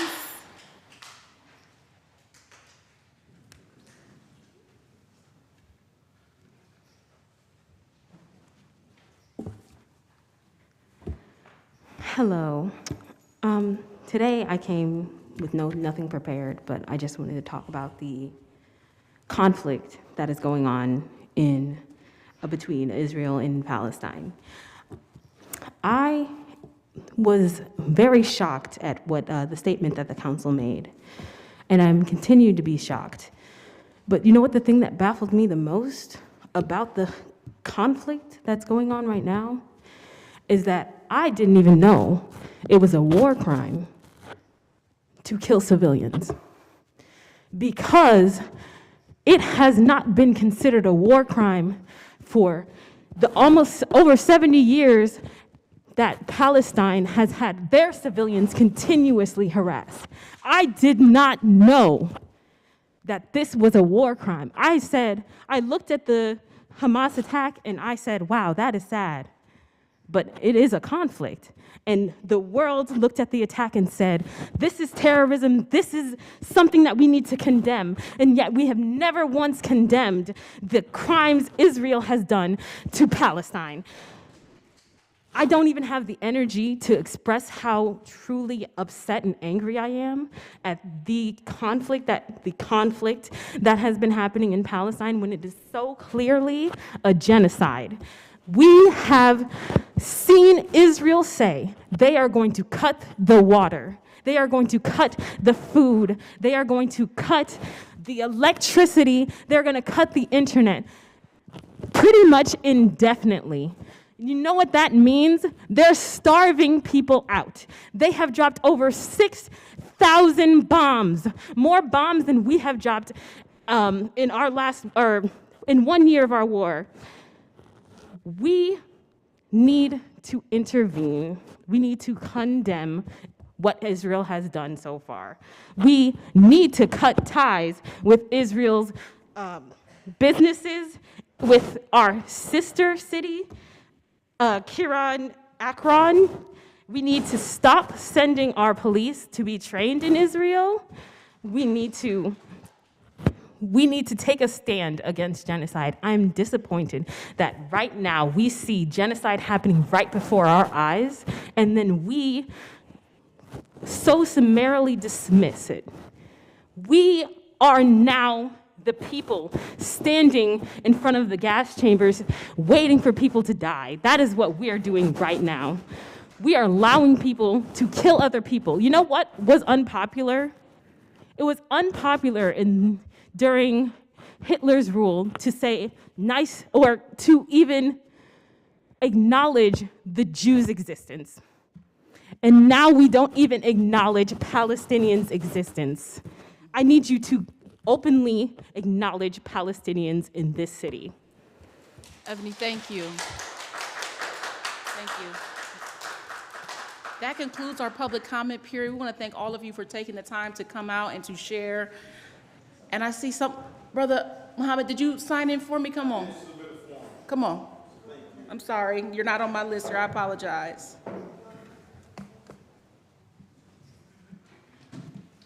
Thank you, Madam. You're welcome. Greetings to City Council, and we won't be long as we only have 3 minutes, and I'm going to try to get through a few points in that time. Today is October 16. It was 28 years ago today that 2 million black men convened on the Mall in D.C. to perform the biggest miracle, by my estimation, that we've seen in the history of the world. Why was that relevant? Because up to that time, the media had portrayed me, my brothers and sisters and others, my mothers, our daughters, as maniacal, as bestial, as savage, and unhuman. And that justified what we saw and see today in the prison industrial complex. It's very synonymous with what we see happening right now in the Palestinian-Israeli conflict. You know, when the Honorable Minister Louis Farrakhan called us to D.C., it was not popular. And when we went to D.C. and they were prepared there for anarchy, there were armed personnel under the city, under the mall, ready to move on us once we cut up. And we did not do that. So the world saw something different. We went there on the theme of atonement, reconciliation, responsibility. And the biblical verse that the Honorable Louis Farrakhan chose was 2 Chronicles, if my people, which are called by my name, would humble themselves, pray, and turn from your wicked ways, then will I hear from heaven, will I forgive your sins and heal the land. It was 1965 when Dr. King was arguing for those who were cutting up in the streets of America, the riots, and he used a quote from Victor Hugo. And Victor Hugo talked about, if people are left in darkness, sins will be committed. The guilty party is not the ones who commit the sins, but he who caused the darkness. We ask you to look honestly and deeply at the events happening, 75 years worth of events happening right now in Gaza. And ask yourself, who is causing the darkness? Who's the aggressor here? The Holy Quran reminds us as believers that we should never be the aggressor. If you find the aggressor here, you found he who was causing the darkness. So we want to validate our brothers and sisters in Palestine as human. And we would hope that you would do the same. This is not a two sides issue, which is so conveniently offered so you can dismiss one and champion the other. Where is the truth here? And when you find that truth, you found God. And when you find God, you find a resolution. Thank you so much.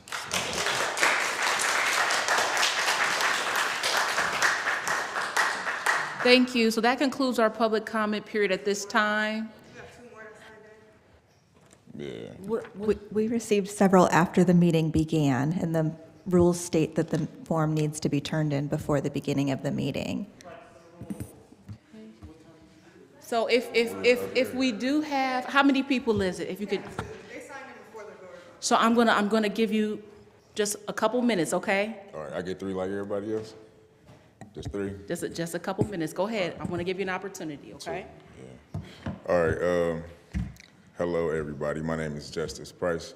And I want to start out with a quote I found a little earlier. It's by Frederick Douglass, and it says, "Find out just what any people will quietly submit to, and you have the exact measure of the injustice and wrong which will be imposed upon them." And again, just like the rest of my peers, I started my barber journey not too long ago in September of 2023. And it's just been a lot going on, trying to juggle fatherhood, finding childcare, going to school and going to work every day, all in the same 24 hours. It's a lot. But I have a reason to get up every day, and that just happens to be my daughter. And that turned everything around for me, honestly. So I feel like every day I do get up and plan out my today, just so she can have a better tomorrow. And I first decided to become a barber because I wanted the freedom of making my own schedule so I could spend as much time with her as possible, because the traditional 9 to 5 doesn't really grant you that. You get a couple days here and there, and that's not really, it just doesn't really work for me and what I want to do. And it also gives you that financial freedom. You be able to set up when you go to work, how much you want to charge and all of that, and that's really what I want to do. That's the end game, you know, to be your own boss. And I'm able to do all of that again because, like the rest of my peers, because of Mr. Eric. With the lack of funding we do have, he went ahead and took that out of his own pocket. So I'm able to go to school every day.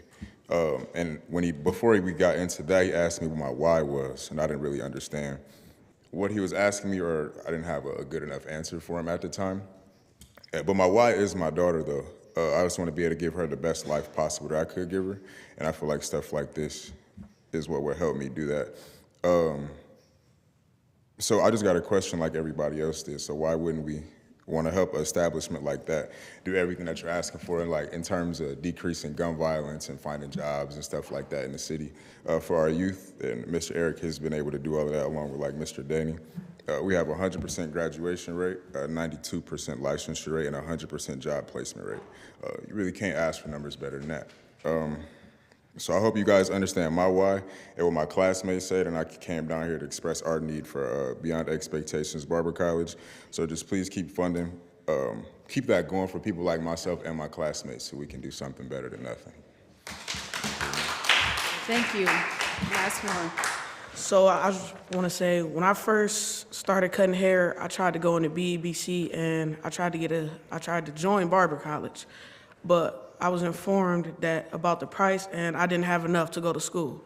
So I became what we call a basement barber. And when you're a basement barber, sometimes you can mess people up. You can give people certain diseases and things like that from cutting hair because you don't know the proper rules and regulations, how to clean and sanitize your devices. And so when I went in there, Mr. E noticed something in me, and he noticed that I had a knack for cutting hair, and I really appreciated the barbering game.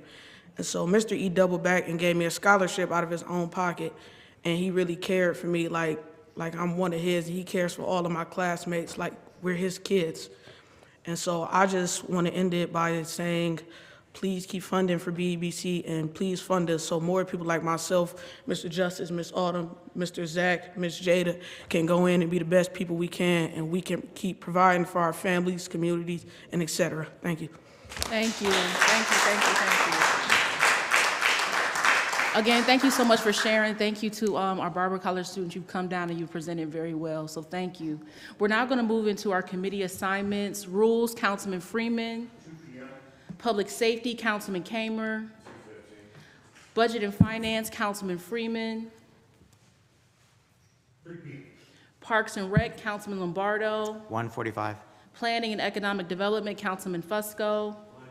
Housing and Neighborhood Assistance, Councilman Fusco. Public Service, Councilwoman Mosley. 2 p.m. Health and Social Services, Councilwoman Amobian. 2:30. Public Utilities and Green Committee, Councilman Freeman. 45. Is there anything coming before this body at this time? Councilman Neal. Thank you, Madam President. I just want to thank everybody that came down to share. And I want to speak to the young people that came down to speak about Beyond Expectation Barber College. If this council can be made aware, if the contract was approved before Mr. Garrett ran, there should be no reason for us to pull that contract. I'm speaking from experience. When I won my race, I had already had a contract in the pipe. There was questions about it. We have an state ethics commission. If the state ethics commission finds no problem, then we should honor that contract. So it's within the preview of this council to look into those things. We have investigative powers. Again, we have a state ethics commission. If they find nothing wrong with it, we should honor that contract. But at the same token, this program answers a lot of the questions that we put out there. We're trying to get young people some direction, give them jobs. And there's other things that we funded through ARPA dollars. This shows a systematic flaw in how we fund organizations. We shouldn't just fund them without making sure that there is a way for them to be sustainable afterwards. And so this is something that this council and the incoming administration, I suggest, should look at, because there's no doubt from the testimonies that we heard that this is a bona fide success story. And we need to make sure that that success is continued. I also want to thank those who came down and spoke rightfully about how we should have been more balanced in our approach of supporting not just Israel, but Palestine. I appreciate that. The underlining thing that, and I appreciate my brother, Minister Muhammad, speaking to this, you know, it's easy to discriminate. It's easy to condemn when you look at someone through the lens of religion, when you look at someone through the lens of their political party. But when you take time to step back and look at people just for their basic humanity, it's more difficult to discriminate and condemn someone. And so that's our challenge, because my challenge when I heard the resolution, and I understand, I support it, but we should have been more balanced. But it's what I see right here happening in our city. If any of you have been following the articles in the Beacon Journal, if your heart wasn't torn where one of the young teenagers that was interviewed said he wished he was in front of a bullet so that he didn't have to hear about his young people dying anymore, his friends dying anymore. Now, we could pass a resolution. I don't know how much impact it's going to have in Israel or in Palestine. But right here in this city, we have young people that are living in the same type of hell, who we can directly impact with not just a resolution, but with policy and funding programs. I saw our superintendent was here, he left. Between the school system and between the city, that's a $1.25 billion budget every year. But we had $250 million come in that was over and above our budget. And we're both challenged. Our school system and our city are challenged with the problems that are out there in the community. One way we could address that is when there's programs like BEBC. The other way is we should have compassion for what's going on over in the Middle East. But we have things happening right here in our city. And our inaction is inexcusable. So I thank the folks that come down to educate us. I appreciate the medical college. I believe I told you you're the only reason why I believed in the medical debt relief, but I want to share something with you, what I just shared. We passed a resolution providing $500,000 in medical debt relief. We had a young man that was shot at a park in my ward. He was in the hospital for just a few days shy of 3 months. What do you think his medical bill alone was? We addressed this gun violence. We put a lot of things, we can start putting a lot of things in order. Thank you, Councilman Neal. Councilwoman Amobi and then Councilman Malik. You know, as I was sitting here listening to the speakers this evening, I started thinking about, we do a lot of talk about social determinants of health. And as we were listening to both sides, the medical students and the Barber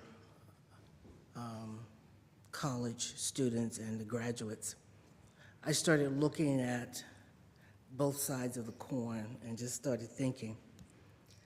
We are, on the one hand, trying to prevent what we call the social determinants, poor housing, poor parenting, lack of education, unemployment, all those things that create a worse conditioning. And we are taking $30,000 from a Black-owned business that we have supported for the last 2 years. Does that make any sense to any of us? I mean, $30,000 to put young people, and you could see that the future was not necessarily very bright for them, but for them to come to this school and have an opportunity to be self-employed, to work, to do something positive in our community, especially when we keep talking about trying to remove all the stench of Elevate Akron. We've talked about that, trying to find a way to balance the way we practice in terms of not helping Black businesses and trying to undo some of that long-term damage. First of all, if what was said is correct, that an email went to the business talking about an election result when nothing really has happened other than the person has won a primary. The person is not officially on council until they're sworn in office. So if that happened, that certainly shouldn't have happened, and I don't understand why that would have been the case. But this college has gotten $30,000 for the last 2 years for either 5 or 6 students to attend that school, and the graduation rate has been extremely high. They are doing extremely well. I don't understand why $30,000 that had been promised to the school all of a sudden is pulled. It doesn't make sense to me. It certainly wouldn't hurt our budget at all. And for people to get mixed messages, on the one hand, they've been reimbursed after they put the kids through school before for the last 2 years. They've been promised the $30,000 for this year, and now the funds are being pulled. It makes no sense. And I know we can find $30,000 in the budget somewhere to take care of this problem and to do it ongoing. I mean, the young man has told us that Mr. Garrett has removed himself from being a direct operative of the business, that he has put other folks in charge of it. Although he started the school and all of that, we know that the results that we keep hearing about are promising for our city, are good for our young people. This does not make sense. We should find $30,000, that commitment that was made already, to fund for these kids' education. Thank you very much. Thank you, Councilwoman Amobian. Councilman Malik and then Councilwoman Holland. Thank you, Madam President.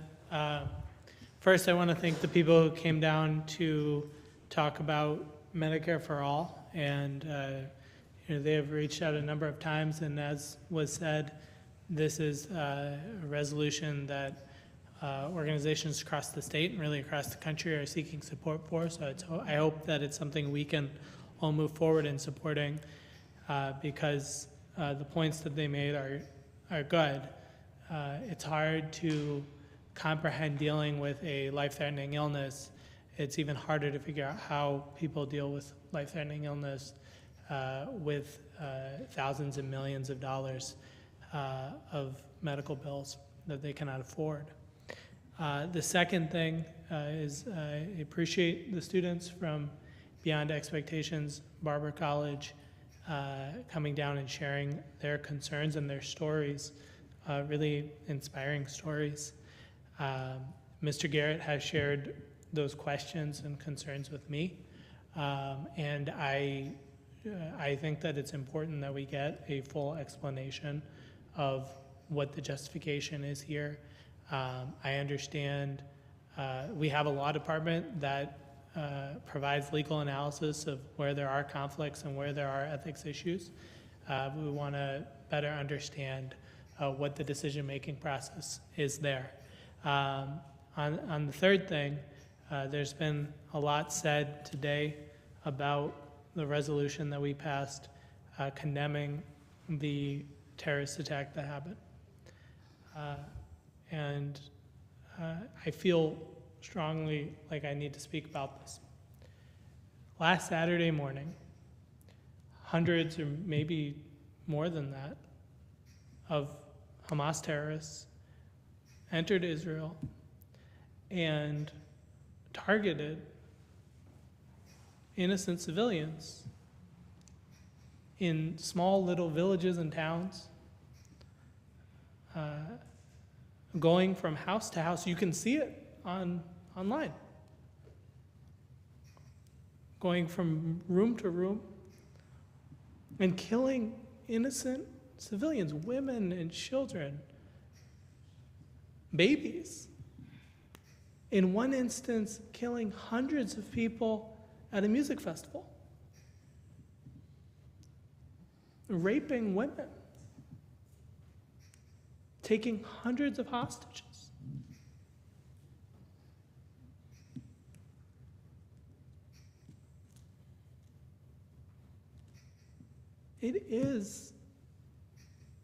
It reflects the worst of what human beings are capable of.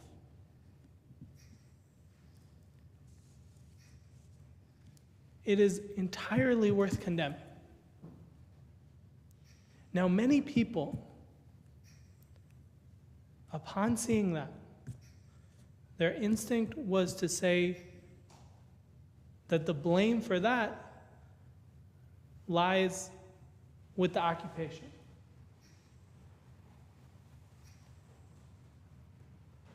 I cannot stomach that, because the blame for those actions lies with the people who committed those actions. There is nothing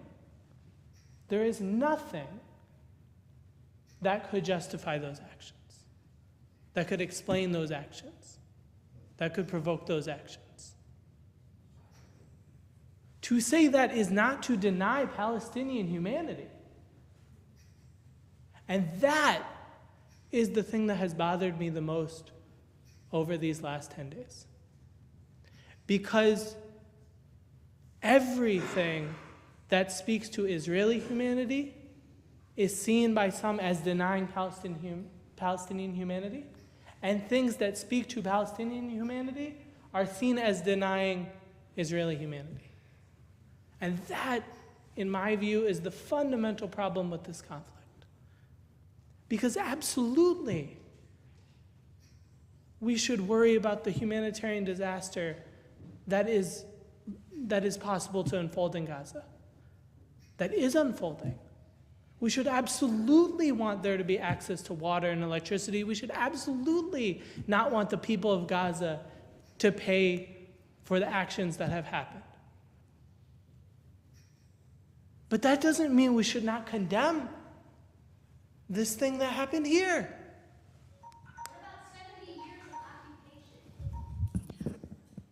Councilwoman Holland.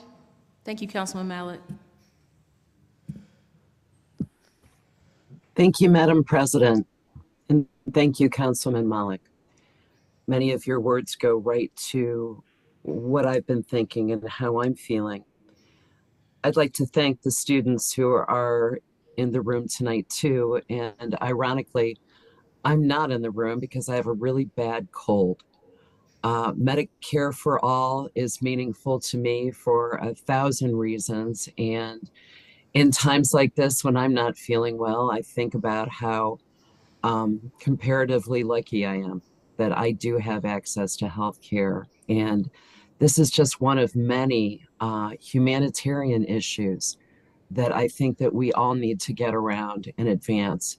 Not someday, not eventually, but now. But what I really want to talk about just briefly is the resolution that we unanimously supported tonight. which is actually very simple. But also my observation that sometimes simple is very hard. And what I mean by simple is that this resolution condemns the October 7th Hamas terrorist attack on Israel and offers compassion and support to the people of Israel and to all people all over the world who are grieving and continue to grieve and will continue to grieve this terrible event of terrorism. It was, I am confident, written and offered by its sponsors as a deep and sincere offer of compassion. Now, what we know from the past week is that days and hours have added information and have changed the landscape day by day and hour by hour. But what remains unchanged is this, that this is a situation that has changed countless humans around the world forever. We're called now to be of support and compassionate space holders for each other, to be kind, to be decent. Sometimes simple is hard, but we have an opportunity here, and we will continue to in the many days ahead to understand that the children of the world are all our children. That when we offer compassion to Israel, to the Israeli people, to the victims of terrorism, and to all affected by this event, it's not to the exclusion of others. I represent people in Ward 1 who are deeply and immediately affected by having friends and family in Israel right now. I also represent people who are of Palestinian heritage and who have friends and family in Palestine right now. Here's the bottom line. If, as humans, we are only caring deeply for one group of suffering people over another group of suffering people, we need to check in with that. And at this difficult time, I think it's reasonable. I'm just going to ask just one second, Councilwoman Holland. If we need to maintain order, we respected every person who stood at that podium, and we're going to ask you to do the same as we continue to conduct this meeting. Councilwoman Holland, I'm sorry. I'm sorry, was that directed to me? That is to the chambers. It's hard to hear because there were some comments being made. So I didn't want to interrupt you, but if you want to finish, go ahead. I'm so sorry. I would simply offer that this is hard. My compassion for all civilian innocents who've been affected by this time, this troubled time that began on the morning of October 7th, is steadfast. Thank you. Thank you, Councilwoman Holland. Councilwoman Mosley. Thank you, Madam President. I want to say thank you to the students of BEBC Barber College. I too have spoken extensively with Mr. Daniel as well as Mr. Garrett and some of the students. And you know, over the years we have advocated for BEBC Barber College down here on this floor, and it was under past Deputy Mayor James Hardy who really pushed to make sure that they had funding with the mayor's support. So I do hope that we can get to the other side of this because they are doing a great work up there, and they're keeping a lot of our young men and women out of harm's way. So they have to be commended for that. There's other ways at addressing gun violence other than just doing it the way we've done it. They're doing it in a different way that is working, not just here in Akron, but it's working in Canton, it's working in Youngstown, it's working. So if it's not broke, What are we doing? And I'm hoping that we can find it, the money or whatever happened, or maybe this council needs to bring something in, because to penalize these students, I've been on the end of that. I remember running for council and being told by an opinion wrote in the law department that I either could be a bailiff or I could be on council, but I was not doing both. They gave me a choice after an election. I chose to do God's work and sit here, but I was given a choice, just like Councilman Neal. I read the opinion about Councilman Neal because I've done my research on this issue, and I do hope that we get to the other side of this because it's just not right. Secondly, to the students, I am a Medicare for All girl. In 2016, I traveled the country for Senator Bernie Sanders and advocated for Medicare for All. And it wasn't just for him, it was because I experienced it with my father. I knew the importance of Medicare for All because I watched it unfold with my dad all the way to the day that he took his last breath. This is an important issue. If we don't do anything else up until December, we need to pass this resolution because there are a lot of people who are depending on it. I appreciate the medical debt relief coming in, but that $500,000 is a drop in the bucket. That young man that was shot over at Stoner Park, this would pay for his debt. That's how big his debt is. So we've got a mighty work to do, and even if it's just us sending it on and getting it into the hands of our congresswoman or our two senators and them pushing it in DC, I think that's something that we need to do. And lastly, I echo the sentiments of my colleague, Councilman Malik. I know this has to be heavy. It's heavy on everyone, but we all have to remember that a dead Palestinian child, a pregnant mother, a father, a grandfather is just as important. It's just as important. I've been tagged in so many videos this weekend. I know more than I've ever learned about the conflict between Israel and Palestinian people. I'm a mother of a Sunni Muslim child, so I've learned a lot from him. I'm still green in this area, but I know I see these videos, and they are traumatizing. They kept me up last night. A picture of a child from Gaza with a Batman shirt on. These babies matter, and it doesn't matter whether they're from Israel or if they're from Palestine. It matters. And I think we as people, we have to really hold on to our humanity here. We cannot think it's okay for a child or a pregnant mother to be dead over something they had nothing to do with. They had nothing to do with it, and they're paying a heavy price for it. I appreciate being on the phone today with Stephanie York and me really being able to have an honest conversation with her about how I was feeling. I think we all need to have that honest conversation. Thank you. Thank you, Councilwoman Mosley. Councilman Neal? Yeah, Madam President, I'm sorry, I forgot this, and my colleague, Councilman Malik, may want to speak to this, but to give residents enough forewarning, on Tuesday, October 24th. You got something? Maybe not. You think it's going to change now? Okay. Well, go ahead.